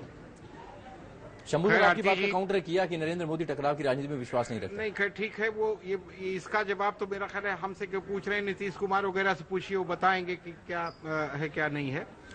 हम जो आरती जी कह रही पब्लिक कंजम्पशन के लिए अच्छी बात है, लेकिन जो हम लोगों ने एक जनरल ओवरव्यू में देखा, सड़कों पे, चौराहों पे, बाजारों पे, दुकानों में भारतीय जनता पार्टी के कार्यकर्ताओं में जो उत्साह आमतौर पे तमाम सारे चुनावों में देखा जाता है, या जो लोकसभा के चुनाव में जिस तरह का उत्साह बीजेपी काडर में था, वो उत्साह इस बार विधानसभा चुनाव में हमको तो कहीं दिखाई नहीं दिया। आरती जी को दिख रहा हो तो भाई इन लोगों के पास दिव्य दृष्टि है, मैं कुछ नहीं कहूंगा। लेकिन कंपैरेटिवली आम आदमी पार्टी के साथ जो भी कार्यकर्ता था, वो लोग अपना पैसा खर्च करके, और उनके चेहरे का उत्साह देखिए और भारतीय जनता पार्टी के चेहरे आप अपने पत्रकारों से पूछिएगा, वो आपको फीडबैक देंगे। क्लियर कट डिमार्केशन दिखाई पड़ रहा था, उनमें एक किलिंग इंस्टिंक्ट दिखाई पड़ रहा था, और इनमें जैसे ये डिप्रेशन के शिकार थे बीजेपी वाले। भारतीय जनता पार्टी डिप्रेशन के शिकार, भारतीय जनता पार्टी की नेता हैं, वो अपने पार्टी का बचाव करें, उनको पूरा अधिकार है, लेकिन एक जनरल परसेप्शन तो यही था भाई। आलोक जी हमारे साथ मौजूद हैं। आलोक जी, आम आदमी पार्टी ने अपना सर्वे किया, आरती जी आऊंगा आपके पास, आऊंगा। अगर आम आदमी पार्टी की बात करें तो उन्होंने अपना सर्वे किया है, भारतीय जनता पार्टी कह रही है हम सरकार बनाने जा रहे हैं। कांग्रेस ने भी अपना कोई आंतरिक सर्वे किया होगा जिसके आधार पर इतनी सीटें आएंगी, इतना वोट प्रतिशत होगा, कुछ इस बारे में? नहीं, देखिए, जहां तक सीटों की बात है, कांग्रेस पार्टी ने अपना कोई आंतरिक सर्वे उस तरह से नहीं किया है, लेकिन इतना अवश्य है कि जो आपस का डिस्कशन आया है उसमें 16 सीटें ऐसी हैं जिस पर बहुत अच्छी फाइट में हम लोग हैं, और मैं समझता हूं कि हमारा वोट परसेंटेज भी बढ़ेगा। जितना वोट परसेंटेज हमें लोकसभा में 15.5 के करीब मिला था, 2-3 सर्वेज ने हमें जो भी दिखाया है 19, 20, 21% के आसपास दिखाया है। अगर 20% और उससे ऊपर थोड़ा सा भी हम जाते हैं तो मैं समझता हूं कि हमारी स्थिति वैसी ही रहनी चाहिए जैसी पिछली बार थी। बहुत अतिवादी ना होते हुए मैं यही कहूंगा कि अगर 20% से ऊपर चले जाते हैं हम, तो कहीं ना कहीं हंग असेंबली दिल्ली में फिर देखने को दिल्ली वालों को मिलेगी। कांग्रेस का कहीं ना कहीं ये कहना है कि हंग असेंबली के आसार दिखेंगे अगर कांग्रेस का वोट परसेंट बढ़ता है। जगदीश उपासने हमारे साथ वरिष्ठ पत्रकार मौजूद हैं। एक छोटा सा ब्रेक लूंगा, ब्रेक के बाद चर्चा सर से शुरू करेंगे। एक छोटा सा ब्रेक, चलते रहिए समय के साथ।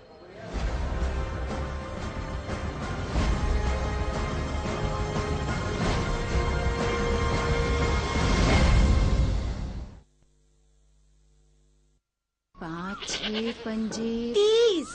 दिमाग का हवाई जहाज है तेरा। ना रॉकेट। हाँ रॉकेट। राकेश जी कहाँ? अम्मा खेत में आई है। जा रख ले। मुन्नी बीमार जो होने वाली है। बीमार? खुले में पखाना करेगी, उस पर मंडराएंगी मक्खियाँ। फिर वही मक्खियाँ तेरे बनाए खाने को आलूदा करेंगी और मुन्नी को बीमार। घर में बैतुल खला बनवा और इस्तेमाल कर। स्वच्छ भारत मिशन, एक कदम सफाई की तरफ। जहाँ सोच वहाँ बेशकिंग आयुर्वेदिक तेल, जो बना है 16 खास आयुर्वेदिक तत्वों से। रखे मेरे बालों का ख्याल और बाल रहे लंबे, काले और घने। Kesh King, the king of hair oil. अतिथि देवो भव। इंग्लैंड की कैथरीन के साथ घटी ये घटना बहुत कुछ बयान करती है। Very good show. Very good design, Rajasthani design. 100 rupees. 50 rupees. No, ma'am, 100 rupees. Listen, you're ripping me off. You're cheating me. I don't want them. No, you're cheating me. Ma'am. I don't want your shoes. I don't want your shoes. Madam ji, take it back. My bag. I'm sorry. Catherine अपने bag के साथ साथ कुछ अच्छी यादें भी वापस ले गई। हमारे हीरो, देश के हीरो राजेश प्रताप। ऐसे ही लोग अतिथि देवो भव का मतलब साकार करते हैं और भारत इन्हें सलाम करता है। जब 430 सभा कर रहे हैं नरेंद्र मोदी, तो जाहिर सी बात है वो दिन भर में 4 बार दिखेंगे। मुसलमान पिछड़ा हुआ है तो मुसलमान को रिजर्वेशन देकर उसको आगे लाइए। 4-4, 5-5 मिनिस्ट्रीज आपने एक आदमी को दे रखी।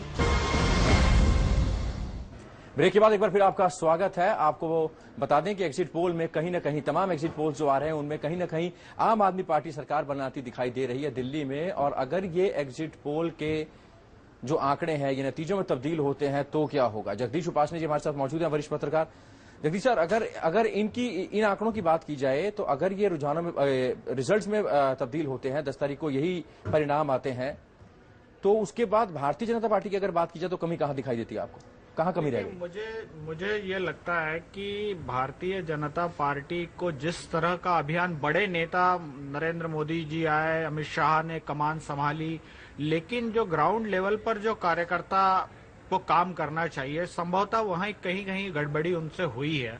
जो मैनेजमेंट, इलेक्शनिंग की जो मैनेजमेंट है उसमें कहीं चूक हुई है। क्योंकि और जैसा आज दोपहर को हुआ ये कि दोपहर को किरण बेदी जी ने, बल्कि सुबह 12 बजे के आसपास किरण बेदी जी शिकायत कर रही कि आम आदमी पार्टी के गुंडों ने आकर यहाँ ये किया, और शाम को भाजपा के कार्यकर्ताओं ने आम आदमी पार्टी के कार्यालय के सामने और नारेबाजी की और काफी जमावड़ा उनका होता रहा।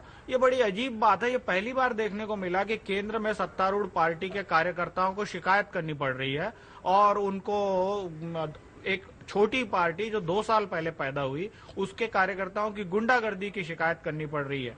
ये बड़ी अजीब बात है। इससे ये पता लगता है कि जो वर्कर, अगर भाजपा, मेरा अभी भी मानना है कि आम आदमी पार्टी ने चाहे 70,000 कार्यकर्ता, जिसको शंभू जी कह रहे थे कि अपने पैसे से आए, ज्यादातर एनजीओ के पैसे से आए और एनजीओ के लोग हैं, तो 70,000 अगर आम आदमी पार्टी बाहर से ला सकती है अपने एनजीओ कार्यकर्ताओं को, तो भाजपा इससे डबल कार्यकर्ता यहाँ खड़ा कर सकती है। भाजपा का और कांग्रेस का दिल्ली में पुराना बेस है, वो बेस आम आदमी पार्टी का कोई भी नहीं खत्म कर सकता। वो ठीक बात है कि एक वेव चली तो उसमें कांग्रेस का वोट शेयर उधर चला जा रहा है, हम ये देख रहे हैं, लेकिन ये बड़ी दयनीय स्थिति है। और जिस तरह से प्रदर्शन किया भाजपा के लोगों ने शाम को, किरण बेदी जी जिस तरह से शिकायत की, जिस तरह से नूपुर शर्मा शिकायत कर रही हैं, जिस तरह से शाजिया इल्मी शिकायत कर रही हैं, ये बड़े अचंभे की बात है। ये शिकायत तो आम आदमी पार्टी के लोगों को करनी चाहिए थी, लेकिन वो कर रहे हैं। इसका मतलब है कि उन्होंने अपनी पूरी ताकत नहीं लगाई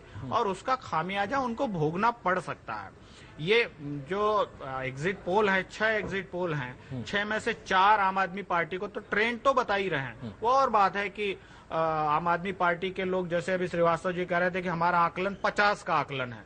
अब वो ये आगे की ये बात वो नहीं बता रहे हैं कि उन्होंने भी चुनाव उसी तरह से लड़ा जिस तरह से भाजपा या कांग्रेस लड़ती हैं। 50 साल पुरानी या 100 साल पुरानी पार्टियां आज चुनाव जिस तरीके से लड़ती है उससे कहीं आगे बढ़कर आम आदमी पार्टी ने चुनाव लड़ा, यानी वो सारे तरीके अपनाए जो कि बड़ी पार्टियां अपनाती है। अब वो एनजीओ वाला चुनाव नहीं है, बड़ा खर्चीला चुनाव हुआ है। और वो तो दिल्ली में लोग देख सकते हैं कि कितने, जितने बड़े बड़े होर्डिंग लगाए, जहां बीजेपी के होर्डिंग लगे वहीं पर केजरीवाल जी का होर्डिंग लगा। होर्डिंग का खर्चा ही लाखों रुपए बल्कि करोड़ रुपए से ज्यादा जाता है। तो और आम आदमी पार्टी के उम्मीदवारों ने जैसा खर्चा किया, जैसा हमने दिल्ली में घूमकर देखा है, जितना खर्चा किया, कांग्रेस के कई जगह प्रत्याशी खर्च नहीं कर पाए या उनके पास पैसे की कमी पड़ गई।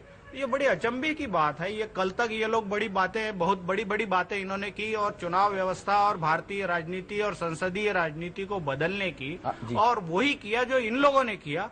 और उसको ही अगर ये मानते हैं कि ये बहुत बड़ी सफलता उन्होंने अर्जित किया है, तो मुझे लगता है कि ये 5 साल अगर वो सत्ता में आते हैं तो उसके बाद वाले कार्यकाल में वो आएंगे कि नहीं, कह नहीं सकते।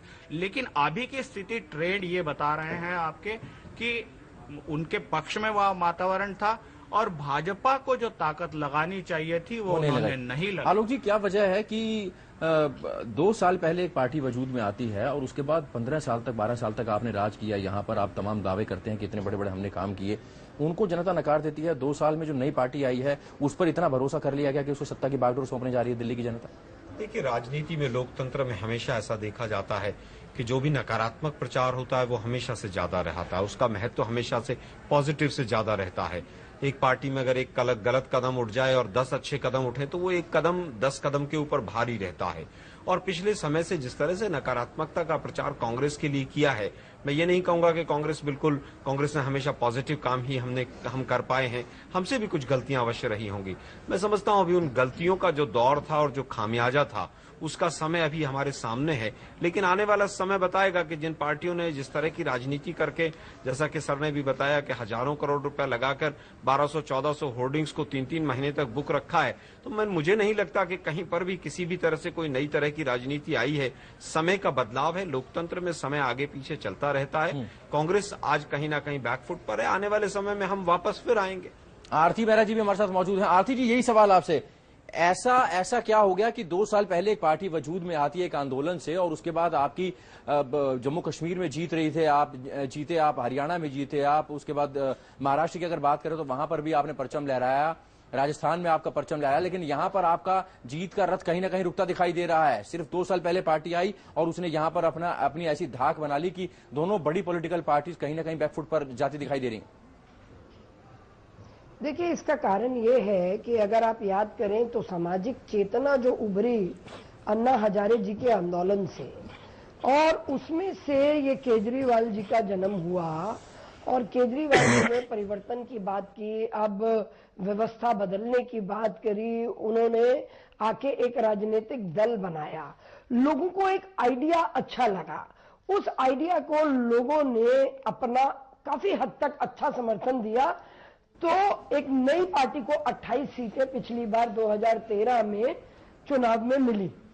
कांग्रेस की एक बड़ी ऐतिहासिक भूल जो मैं मानूंगी, उन्होंने इन्हें समर्थन दिया और समर्थन देके जो इन्होंने 49 दिन की सरकार चलाई और जिस तरह की 49 दिन में अराजकता करी, जिस तरह से इन्होंने ये कामयाब हो गए लोगों को बताने में कि हमने जो 50% बिजली के दाम कम कर दिए, या हमने करप्शन खत्म कर दी, या हम सनसनी फैलाने का जो काम लगातार इन्होंने किया, फिर उसके बाद भाग गए और भागने के बाद जब ये वापस आए हैं तो दिल्ली की जनता दोबारा मौका देने जा रही है। 3 महीने से आरती जी, दिल्ली की जनता दोबारा मौका देने जा रही है। आरोप दोबारा, हाँ, तो दिल्ली की जनता को लगा कि वो 49 दिन में दिल्ली में हर तरह की क्लास के लोग रहते हैं। एक बड़े वर्ग को ये लगा कि हाँ, ये जो कुछ बोल रहे हैं, बट मैं यहाँ पे इस चैनल पे पूछना चाहती हूँ, सब बड़े वरिष्ठ लोग बैठे हैं, समझदार लोग बैठे हैं, कि क्या जितने बड़े बड़े वायदे किए हैं उनका ये 5% भी कर पाएंगे? जितने इन्होंने फ्री वाईफाई, फ्री 1.5 लाख के 15 लाख के करीब CCTV, बिजली फ्री, पानी फ्री। अब आप आरोप लगाने की राजनीति को राजनीति नहीं कह सकते। व्यवस्था में पूरी तरह से अव्यवस्था करके उसे आप बदलाव का नाम नहीं दे सकते। संविधान को चुनौती देके आप ये कहें कि हम परिवर्तन की राजनीति करते हैं। 5% भी कर पाएंगे श्रीवास्तव साहब? 5%? जितने बड़े बड़े दावे कर दिए आपने, 15 लाख CCTV कैमरा और ये सब, अब डिलीवर करने की बारी आएगी अगर सरकार बनती है। 5% तो क्या, 5 वर्ष मिले हैं, 100% करके हम आपके सामने पुनः उपस्थित होंगे। इसलिए आज जब चुनाव समाप्त हो चुके हैं तो आरती जी देखिए फिर वही पुरानी रटी रटाई बातें दोहरा रही हैं, जबकि जनमत सामने आ चुका है, करीब करीब जनमत सामने आ चुका है। एग्जिट पोल नहीं है, ओपिनियन पोल नहीं है।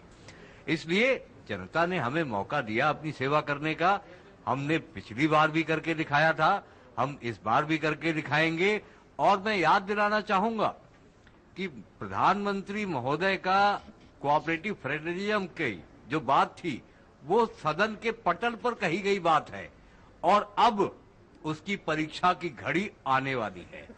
जनता भी देखेगी, जनता भी देखेगी। नहीं, हम तो उनसे हमेशा सहयोग की अपेक्षा करेंगे। या किस तरह की बात कर रहे हैं? हाँ जी, आप चैलेंज कर रहे हैं या किस नहीं, तरह की बात कर रहे हैं? चैलेंज की बात नहीं कर रहे। हम तो आपसे सहयोग की अपेक्षा रखेंगे। दूसरी सरकारें भी चल रही है, हम आपसे सहयोग की अपेक्षा रखेंगे। दूसरे राज्यों और में जैसा कि अभी सरकारें चल रही है, हाँ जी बिल्कुल, वही उसी सहयोग की अपेक्षा हम आपसे रखेंगे। देश के दूसरे राज्यों आपने में भी जैसा कि आपने चुनाव प्रचार के दौरान कहा कि केंद्र में वही सरकार हो, राज्य में वही सरकार हो, निगम में वही सरकार हो तो अच्छा है। तो फिर हम आपसे उम्मीद रखेंगे कि जिन जन योजनाओं की बात हमने की है, जब जब हम उन जन योजनाओं को लेकर के आपके समक्ष आएंगे तो आपका सहयोग और समर्थन हमें प्राप्त होगा। केंद्र पैसा देता रहे, क्यों नहीं होगा? हर अच्छे काम शंभू जी हमारे साथ मौजूद है। शंभू जी, करीब आधा घंटा पहले आपसे बात हो रही थी, तब आपने ये आशंका जाहिर की थी कि अगर केंद्र में भारतीय जनता पार्टी की सरकार है और अगर दिल्ली में आम आदमी पार्टी की सरकार बनती है तो दिल्ली वासियों को कहीं ना कहीं इसका थोड़ा खामियाजा उठाना पड़ सकता है, ऐसी आशंका आपने जताई थी। हाँ, आशंका मैंने सिर्फ आशंका जताई थी। अब मेरी आशंका थोड़ी गहरी हो रही, श्रीवास्तव जी और आरती जी का संवाद देख के कि अभी तो शपथ भी नहीं हुई, रिजल्ट भी नहीं आया, तो ये शुरू हो गया। तो मुझे तो लग रहा है कहीं 15-16 रुपए पर यूनिट बिजली ना हम लोगों को देना पड़े, सब सब्सिडी वगैरह विड्रा कर ले केंद्र सरकार, तो बड़ा मुश्किल हो जाएगा भाई। अब मुझे ऐसा लग रहा है कि ऐसा होना नहीं चाहिए, क्योंकि ये भाई जो पॉलिटिकल टकराव है अगर वो पब्लिक को हार्म करते हैं तो सेंटर में जो सरकार है उसको भी पब्लिक से ही कुछ लेना, पब्लिक से उसको भी लेना देना है। दिल्ली की जनता उसकी भी जनता है, अगर आम आदमी पार्टी यहाँ सरकार बनाती तो उसकी भी जनता है। तो पब्लिक की परवाह दोनों को करनी चाहिए। टकराव जो करें वो पॉलिटिकल करें, आपस में पॉलिटिकल करें, लेकिन उसका पब्लिक ये नहीं होना चाहिए। ये मैं दोनों पार्टियों से अपील करता हूँ कि ये नहीं होना चाहिए भाई। जगदीश जी, यहाँ पर जो नारे लगाए गए इस बार कि भाग गए, बीच में भाग गए, छोड़ के भाग गए और तमाम तरह के अवसरवादी और वो जो नारे थे उनको जनता ने नकार दिया, एक बार फिर से वोट दिया और एक बार एग्जिट पोल के मुताबिक यहाँ पर अरविंद केजरीवाल पर भरोसा जनता दिखाई दी है। जनता ने उसको नहीं नकारा है। देखिए, अरविंद केजरीवाल पिछले 8 महीने से मोहल्ले मोहल्ले जाकर जो मोहल्ला मीटिंग की उन्होंने, उसमें जाके पहला काम उन्होंने किया कि वो माफी मांगी लोगों से कि 49 दिन के लिए माफी मांगी। अब कोई इतनी बार माफी मांगता है तो भारतीय मानस तो ऐसा है कि 2 बार एक ही बार माफी मांग ले तो माफ कर देता है। अब इतनी बार उसने माफी मांग ली कि दिल्ली वालों ने कहा अच्छा भाई माफ कर दिया। एक मौका तो ये एक साइकोलॉजी है और उस साइकोलॉजी को पिछले 8 महीने में आम आदमी पार्टी ने ठीक से बिल्ड किया और उसको एनकैश किया, ये देखने वाली बात है। अच्छा, फिर जो आम आदमी का सारा प्रचार है, अब इनके घोषणा पत्र पर मैं नहीं जाता इस समय, लेकिन जो सारा प्रचार है वो निगेटिव प्रचार है, वो पॉजिटिव प्रचार नहीं है। कहीं भी इन्होंने पॉजिटिव प्रचार नहीं किया, उन्होंने सारा प्रचार निगेटिव प्रचार किया और ये जताने की कोशिश की कि वो ही बड़े विक्टिम है। वो अभी भी विक्टिम है, वो अपने आप को लास्ट मिनट तक विक्टिम दिखाते रहे। मतदान चलता रहा और उनके नेता केजरीवाल कहते रहे कि देखो भाई जी शराब बांट रहे जी, पैसे बांट रहे जी। वो अपने आप को विक्टिम बनाकर उन्होंने लोगों के सामने पेश किया। जो उन्होंने लोगों को विक्टिम बनाया, दिल्ली के लोगों को, उन्होंने जब अपने आप को विक्टिम बना के और पेश किया तो मुझे लगता है कि इससे ये एक तरह की राजनीतिक झांसेबाजी जो कर पाए वो सफल हो गई। और आप देख रहे हैं कि एग्जिट पोल में ट्रेंड ये दिखा रहे हैं कि उनके पक्ष में है। अब उनकी लड़ाई कैसे होगी, अभी श्रीवास्तव जी अभी से शुरू कर दी इन्होंने बात, तो मुझे लगता है कि इसके साथ एक संभावना या एक बड़ी खतरनाक संभावना एक होने वाली ये है कि आम आदमी पार्टी के कंधों पर बंदूक रखकर मोदी विरोधी तमाम ताकतें और मोदी सरकार के खिलाफ एक नया संघर्ष छेड़ सकती हैं और ये रेडी है बिल्कुल। इनकी तैयारी से ऐसा ही लगता है कि ये तो किसी के लिए भी रेडी है, जैसा लोकसभा चुनाव में देखा है। और जितनी राजनीतिक परिपक्वता कांग्रेस या भाजपा या पुराने दल के पुरानी पार्टियों के नेताओं में दिखती है, इनके नेताओं में तो दिखती नहीं, कम से कम उनके बयानों से लगता नहीं है। तो लोगों को ये संभावना बिल्कुल है कि आम आदमी पार्टी अगर सत्ता में आ गई दिल्ली में तो अरविंद केजरीवाल तो सबसे बढ़िया खंदा होंगे उन सबके लिए जो नरेंद्र मोदी को घेरना चाहते हैं, उनकी सरकार को घेरना चाहते हैं और उनको 5 साल भी काम नहीं करने देना चाहते। ये अगर रेडी हो गए तो वो दिल्ली का ही सत्यानाश करेंगे। ये इनका तो सत्यानाश होगा ही निश्चित रूप से, लेकिन दिल्ली के लोगों का बड़ा नुकसान होगा। दिल्ली के लोगों का नुकसान होगा। अजय जी हमारे साथ मौजूद है। अजय जी, यहाँ पर अगर देखें तो बीच में ये पॉलिटिकल एक्सपर्ट्स ये भी कहने लगे थे कि जीते मोदी, जीते अगर जीते तो मोदी, हारे तो बेदी। तो ये ठीकरा फोड़ने का भी जो बातें उस समय सामने आ रही थी अब कहीं ना कहीं दिखाई दे रही हैं। नहीं, देखिए, ये तो रिजल्ट आने के बाद भाजपा क्या एनालिसिस करती है और किस नतीजे पे वो पहुंचती है। लेकिन मैंने बार बार उन गलतियों की तरफ इशारा किया है कि ओवर कॉन्फिडेंस में भाजपा ने जो ये चुनाव लड़ा है और उससे क्या क्या मैंने बात करी थी कि किरण बेदी को आप इस तरह से लाते हैं और कार्यकर्ताओं के साथ उनका कनेक्शन और क्रेडिबिलिटी बनने में वक्त लगता है। जो डेमोग्राफिक चेंज दिल्ली में हुए हैं उसके हिसाब से पार्टी के नेतृत्व में आप परिवर्तन नहीं करते हैं, आप उसके हिसाब से लोगों को हिस्सा नहीं देते हैं। मोदी जी का नारा था कि सबका साथ और सबका विकास, तो आखिर अल्पसंख्यक समुदाय के बीच में भाजपा के प्रति वह विश्वास क्यों नहीं जगा? ये सारे सवाल हैं। लेकिन देखिए, ये जो अभी बात उपासने जी कह रहे थे और जो अभी शंभू जी भी यहाँ पे कह रहे थे कि टकराव की जो राजनीति की आशंका अब बिल्कुल सत्यता की तरफ बढ़ती हुई दिख रही है। ये दुर्भाग्य होगा दिल्ली के लिए। ये बिल्कुल दुर्भाग्य होगा। और जो उपासने जी कह रहे हैं कि जो मोदी विरोधी ताकतें हैं वो इनके कंधे पे बंदूक रख करके अब नए राजनीतिक लड़ाई का उद्घोष करेंगी नहीं, वो हो चुका है। उपासने जी, जनता दल ने इनको समर्थन दिया है, टीएमसी ने समर्थन दिया है, तमाम वामपंथी पार्टियों का समर्थन इनको इस चुनाव में था। तो आप इसको ये मत समझिए कि ये चुनाव जो है वेदी वर्सेस केजरीवाल था और भाजपा वर्सेस आप था। एक तरफ भाजपा थी और दूसरी तरफ तमाम भाजपा विरोधी ताकतें थी। इस पर मैं यह नहीं जानता कि कांग्रेस पे भी आरोप लगा कि इन्होंने अपने लोगों से यह कहा। आरोप सत्य है कि टेक्निकल वोटिंग करो, हम ये छोटी ताकत है, इसको हम बाद में देख लेंगे।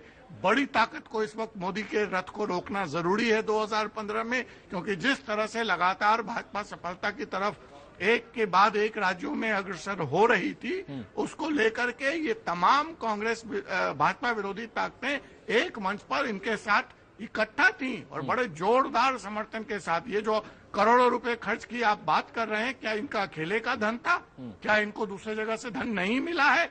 मैं गलत और सही धन की बात नहीं कर रहा हूं, जो सहयोग मिला है इनको, जो इतनी बड़ी फौज इन्होंने यहाँ पे जो उपासना जी कह रहे थे कि भाजपा अगर चाहती तो इससे बड़ी फौज खड़ी कर सकती थी, उसने नहीं किया, लेकिन इन्होंने तो किया। क्या ये सारा चुनाव प्रचार में दिल्ली के लोग इनके साथ लगे थे? तो मैं तो ये कह रहा हूँ, टकराहट की राजनीति की शुरुआत और फिर दिल्ली में ये निगेटिव पॉलिटिक्स हुआ है। दिल्ली में मुद्दा गायब रहा, आरोप और प्रत्यारोप की राजनीति हुई है। अब जैसे एक सवाल पूछ रहे थे कि शंभू जी अभी कि जो चीज इन्होंने वादा किया है, यमुना फ्रंट, वाटर फ्रंट बनाना और पूरे कैमरे दे देना और रोजगार का सृजन, जब इसके लिए वो थैली खोलने की बात करेंगे तो मोदी जी के लिए तो सिर्फ दिल्ली है नहीं, मोदी जी के लिए पूरा देश है। देश का बजट जब उनको उपलब्ध नहीं होगा तो ये सारा ठीकरा एक सेकंड में फोड़ देंगे कि हमने तो पैसे मांगे थे केंद्र से, केंद्र ने पैसा दिया नहीं इसलिए सीसीटीवी कैमरे नहीं लगे, हमने तो पैसे मांगे थे इसलिए यमुना का सफाई नहीं हो सका, ये दिल्ली पूर्ण राज्य नहीं है इसलिए काम नहीं हो रहा है, हम नगर निगम में नहीं है इसलिए काम नहीं हो रहा है, दिल्ली पुलिस हमारी नहीं है। तो वो सारी पटकथा लिखी हुई है। अब उस पर और रही सही कसर बिहार में चालू हो गई है, जहां इनका भी पदार्पण होगा, ये उत्साहित होंगे दिल्ली से नतीजे से। उसके बाद सटा हुआ आपका उत्तर प्रदेश है। ये तमाम जो बातें हैं ये एक बहाना हुआ करते थे आम आदमी पार्टी के पास, ये बहाने अभी भी होंगे? कौन से बहाने? ये जो बातें सामने आ रही हैं कि दिल्ली पुलिस हमारे अंडर नहीं है, पूर्ण राज्य का दर्जा नहीं है, एमसीडी हमारे अंडर नहीं है, इसलिए हम ये काम नहीं कर सकते, इसलिए हम कैमरे नहीं लगवा सकते, महिलाओं को सुरक्षा नहीं दे सकते क्योंकि दिल्ली पुलिस हमारे अंडर नहीं है, पहले वो हमारे अंडर करो उसके बाद हम काम करेंगे। मैं आपको बताऊं, यदि आप घोषणा पत्र को ध्यानपूर्वक अध्ययन करें तो आप उसमें पाएंगे कि जो हमने सारी बातें लिखी हैं उनमें से हर बात के लिए हमें केंद्र सरकार के सहयोग और समर्थन के लिए जाना पड़े, ऐसा नहीं। लेकिन कई बड़ी बातों के लिए जाना पड़ेगा। मैं बता रहा हूँ जी, आपके घोषणा पत्र का अध्ययन मैंने बड़ी गंभीरता से किया है। मुझे तो आप बता दें, आपने खर्चों की बात तो की है कि आप ये योजना लागू करेंगे, लेकिन उसके लिए फंड का सृजन कहां से करेंगे, इसके बारे में आपका घोषणा पत्र बिल्कुल साइलेंट है, कुछ नहीं बोलता है। तो ऐसे कौन से आपके प्लानिंग्स हैं जिससे दिल्ली में जो टैक्स कलेक्शन है, जो दिल्ली की आमदनी होगी वो बढ़ेंगे, उस पर जरा प्रकाश डाल दें। देखिए, पहली बात जो मैं कहना चाहता हूँ वो ये कि हर व्यक्ति इसी पर ध्यान केंद्रित कर रहा है कि आपके पास फंड कहां से आएगा। जैसा ऐसे लगता है जैसे दिल्ली की आमदनी का कोई स्रोत है ही नहीं। दिल्ली का अपना बजट 40,000 करोड़ रुपए का है और हमने पहले भी करके दिखाया है और पहले भी कहा था और किया था कि पैसों की कमी नहीं है, कमी है नीयत की। जब हाँ, जो बजट है उसमें 10,000 करोड़ का घाटा है। मैं जो कहना चाहता हूं वो कृपया सुन लीजिए कि जो हमारी योजनाएं हैं उन योजनाओं को संपूर्ण करने के लिए हमें 5 वर्ष का समय मिला है। अभी मैं कहीं और था तो कह रहे थे कि साहब बिजली तो दिल्ली में बनती नहीं है। हमारा घोषणा पत्र ध्यान से पढ़िए, हमने उसमें बिजली को पैदा करने के लिए अल्टरनेटिव सोर्स की बात की है, सोलर एनर्जी लाने की बात की है। महिला सुरक्षा के लिए कैमरों की बात आप कर रहे हैं, 15 लाख सीसीटीवी कैमरे लगाने हैं। आप देखें, अभी अमेरिका के महामहिम आए हुए थे, कहां से इतने कैमरे एक साथ उत्पन्न हो गए, कहां से उत्पन्न हो गए? नीयत थी, इरादा था तो उत्पन्न हो गए। ऐसे ही हमारी नीयत है, हमारा इरादा है और जब हम सरकार में आ जाएंगे तो एक एक करके अपने वायदे आपके समक्ष पूरा करते हुए लेकिन कई मुद्दे ऐसे होंगे जहां पर आपका केंद्र के साथ टकराव होगा, उसका खामियाजा दिल्ली की जनता को तो नहीं भुगतना पड़ेगा। टकराव शब्द का उपयोग ना करें आप। हम जन योजनाओं को पूरे कानूनी तरीके से, ये तो आम आदमी कहती है कि हम तो आसमान से टकरा जाएंगे, जमीन से टकरा जाएंगे, अपने हितों के लिए प्रधानमंत्री से टकरा जाएंगे। देखिए ऐसा है, टकराव की बात नहीं है, टकराव की बात नहीं है। नीतियों और कार्यक्रमों को नियमों और कानूनों के मुताबिक केंद्र सरकार के पास रखा जाएगा जहां केंद्र की आवश्यकता है और हमें पूरा भरोसा है कि केंद्रीय सरकार उन पर सहानुभूति पूर्वक विचार करके अपना निर्णय करेगी और जो भी निर्णय हो, हम जो भी योजनाएं रखेंगे जनता के सामने रखेंगे।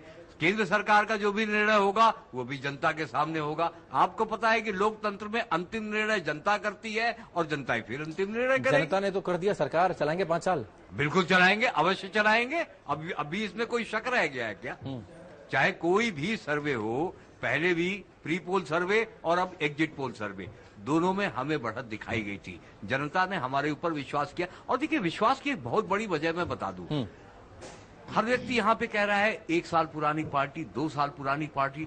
आप इस बात को क्यों नहीं समझते कि जनता अब वास्तव में स्थापित राजनीतिक पार्टियों की घिसी पिटी राजनीतिक शब्दावली से और शैली से परेशान होकर के विकल्प ढूंढ रही है और जहां भी लोगों को इस राजनीति से विकल्प मिल रहा है वहां लोग उस विकल्प को अपना रहे हैं और वो विकल्प सफलतापूर्वक, मैं एक मिनट और लूंगा, वहां लोग उस विकल्प को अपना रहे हैं और अपना करके उसे अपने आप को साबित करने का मौका दे रहे हैं। यही साबित करने का मौका दिल्ली की महान जनता ने इस बार दिया है और हम साबित करके दिखाएंगे। दोबारा मौका दिया है, कोई गलती की गुंजाइश नहीं होगी। उपासना जी कुछ कह रहे थे। मेरा ये कहना है, श्रीवास्तव जी बहुत अति उत्साह में है और उनको एग्जिट पोल के नतीजे, रियल नतीजे लग रहे हैं, वो अच्छी बात है। वो मतलब शुभकामना हमारी उनके साथ है। वो तो कह रहे हैं इससे भी बढ़कर है 50। लेकिन जो अल्टरनेटिव की बात अगर होती, अगर ये ऐसा ही सचमुच होता तो आम आदमी पार्टी ने 400 लोकसभा सीटों पर अपने उम्मीदवार खड़े किए थे और एक बढ़िया अल्टरनेटिव देश के सामने था। 49 दिन अरविंद केजरीवाल दिल्ली में राज करके गए थे अन्ना हजारे के साथ और आंदोलन से उभरे थे। तो बढ़िया अल्टरनेटिव को छोड़कर लोगों ने नरेंद्र मोदी जी को चुन लिया और भाजपा को संपूर्ण बहुमत दे दिया। तो ये सब बातें बेमानी है। मुझे जो बात लग रही है कि जो बातें आम आदमी पार्टी ने जो चुनावी घोषणा पत्र में फ्री की बातें की हैं, फ्री बीज की, राजनीति को बदलने की, प्रशासनिक तंत्र को बदलने की, वो सारी बातें बैकग्राउंड में चली गई है। वो हर चीज फ्री दे देंगे और फ्री देने के लिए, पैसा देने के लिए वो अरुण जेटली वित्त मंत्री बैठे हुए, अगर वो नहीं देंगे तो उनकी बला से इनका काम खत्म हो गया। यही होने वाला है। शंभू जी इसका शुरू में ही कह चुके हैं, ये बनते ही पहले दूसरे दिन से ही ये शुरू हो जाएंगे कि वो तो पैसे नहीं देते, हम कुछ नहीं कर सकते, वो पैसे नहीं देते, हम कुछ नहीं कर सकते। और ये 5 साल ऐसे ही गुजार देंगे और 5 साल बाद फिर आ जाएंगे, कहेंगे कि भाई हमारे पास तो पैसे ही नहीं थे, हम क्या करते। तो ये अभी कहने की बात है। और अगर सचमुच आम आदमी पार्टी को, मेरा तो मानना है कि आम आदमी पार्टी को लोगों को, अगर लोगों ने जो मत दिए हैं तो एक मौका जरूर दिल्ली के लोगों को दे के देखना चाहिए। इस एग्जिट पोल में कुछ फेरबदल देखते हैं? They should call their bluff. ना ऐसा नहीं माने आपको कहीं ना कहीं तो आप लोगों को बताना चाहिए 49 दिन में और 5 साल में बड़ा फर्क होता है। जगदीश जी, वक्त की कमी है, हम एक एक्सपर्ट कमेंट लेंगे। इस एग्जिट पोल में कहीं कोई आपको मतलब वो दिखाई दे रहा है चेंज की, कोई सरप्राइज हो सकता है 10 तारीख? जो अंतर है, सीटों का अंतर है अलग अलग, उसमें मुझे लगता है कि चेंज की संभावना है, लेकिन वो चेंज हंग तक ही हो सकता है, उससे ज्यादा नहीं। आलोक जी, मैं समझता हूं अभी 2 दिन बाकी हैं, जनता ने अपना फैसला दिया है, आज लोकतंत्र की विजय हुई है। सबसे पहले तो दिल्ली की जनता को बधाई देना चाहता हूं कि जिस तरह से पिछले 1-1.5 महीने में चुनाव का स्तर गिरा और दोनों राजनीतिक दलों ने जो मेन टकराव में आमने सामने थे, जिस तरह की शब्दावली का इस्तेमाल किया, आज किसी को भी चोट नहीं लगी, कोई बड़ी दुर्घटना नहीं हुई। मैं केवल यही कहना चाहूंगा, दिल्ली की जनता को बधाई देना चाहूंगा। 2 दिन बाद जो भी होगा, मुझे उम्मीद है कि पुनः दिल्ली हंग असेंबली की तरफ श्रीवास्तव साहब, कांग्रेस कह रही है कि दिल्ली हंग असेंबली की तरफ जा रही है। दिल्ली की जनता के समक्ष नतमस्तक होकर के हम उन्हें धन्यवाद करते हैं कि उन्होंने लोकतंत्र में इतनी बड़ी संख्या में भाग लेकर के सबका उत्साह बढ़ाया है। खासतौर से युवकों का, बुजुर्गों का, हमें हर वर्ग का, महिलाओं का आशीर्वाद मिला, सहयोग मिला, समर्थन मिला। सर, कोई सरप्राइज 10 तारीख को? नहीं, मैं बिल्कुल यह उम्मीद करता हूं कि ये चुनावी नतीजे, जो रुझान है वो चुनावी नतीजों की तरफ ऐसे नहीं बढ़ेगा। और मैं अभी भी यह देख रहा हूं, लेकिन जो मैं एक बात कहना चाहता हूं वो स्पष्ट तौर पे भाजपा के लिए है कि भाजपा नेतृत्व को, शीर्ष नेतृत्व को, भाजपा के दिल्ली के लोगों को सोचना पड़ेगा जिस स्टाइल की पॉलिटिक्स और जिस स्टाइल का गवर्नेंस उन्होंने इस 9 महीनों में दिया है, जनता में उसको लेकर कहीं न कहीं निराशा है, उसके बारे में उनको सोचना पड़ेगा। सर, शंभू सर, कोई सरप्राइज आपको 10 तारीख को दिखाई देता है जो एग्जिट पोल अभी आ रहे हैं? देखिए, सरप्राइज किसी को बता के तो आता नहीं है, आ जाए तो आ जाए। अब सरप्राइज के बारे में कोई फोरकास्टिंग भी नहीं की जा सकती, बट हमारी तो सिर्फ इतना ही कामना है कि हम लोग दिल्ली में मतलब ऐसा ना हो कि टकराव से बचें। हाँ, टकराव से बचें और किसी मतलब उसमें दिल्ली का नागरिक विक्टिम ना होने पाए, इसके बारे में थोड़ा चिंता रहती है। वो दोनों पार्टियों से अपील भी है हमारी कि अगर कोई ऐसी स्थिति बनती है तो भाई हम लोगों को सजा न दे। आरती जी कुछ कहना चाह रही हैं? आरती जी, चलते चलते आपका कमेंट। जरूर, मैं ये कहना चाह रही हूँ कि बीजेपी, मेरा ऐसा पूरा मानना है कि सरप्राइज गिफ्ट हमारे लिए डेफिनेटली है और भारतीय जनता पार्टी अपनी पूर्ण बहुमत के वो जादुई आंकड़े को छू जाएगी। अब उसमें कमी पेशी जो हम 40-41 थे उसमें -5-6 हो सकता है, लेकिन हम जादुई आंकड़े को छू के सरकार को बनाएंगे। चलिए, भारतीय जनता पार्टी का दावा है कि ये जादुई आंकड़े को छूकर सरकार बना रहे हैं, किसी तरह का इसको कोई शक शुबा नहीं है। आम आदमी पार्टी कह रही है 50 से ऊपर जा रहे हैं। कांग्रेस का कहना है कि चिंता मत करिए, वोट परसेंट हमारा बेशक इधर उधर हुआ हो, लेकिन 10-12 सीट्स ऐसी हैं जहां पर कांग्रेस अच्छी लड़ाई दे रही है। फिलहाल हमारे साथ पूरा पैनल मौजूद रहा, तमाम पॉलिटिकल पार्टीज के नेता हमारे साथ मौजूद रहे। बहुत बहुत शुक्रिया सभी का। और एक छोटा सा ब्रेक के बाद खबरों का सिलसिला जारी रहेगा। आप चलते रहिए समय के साथ।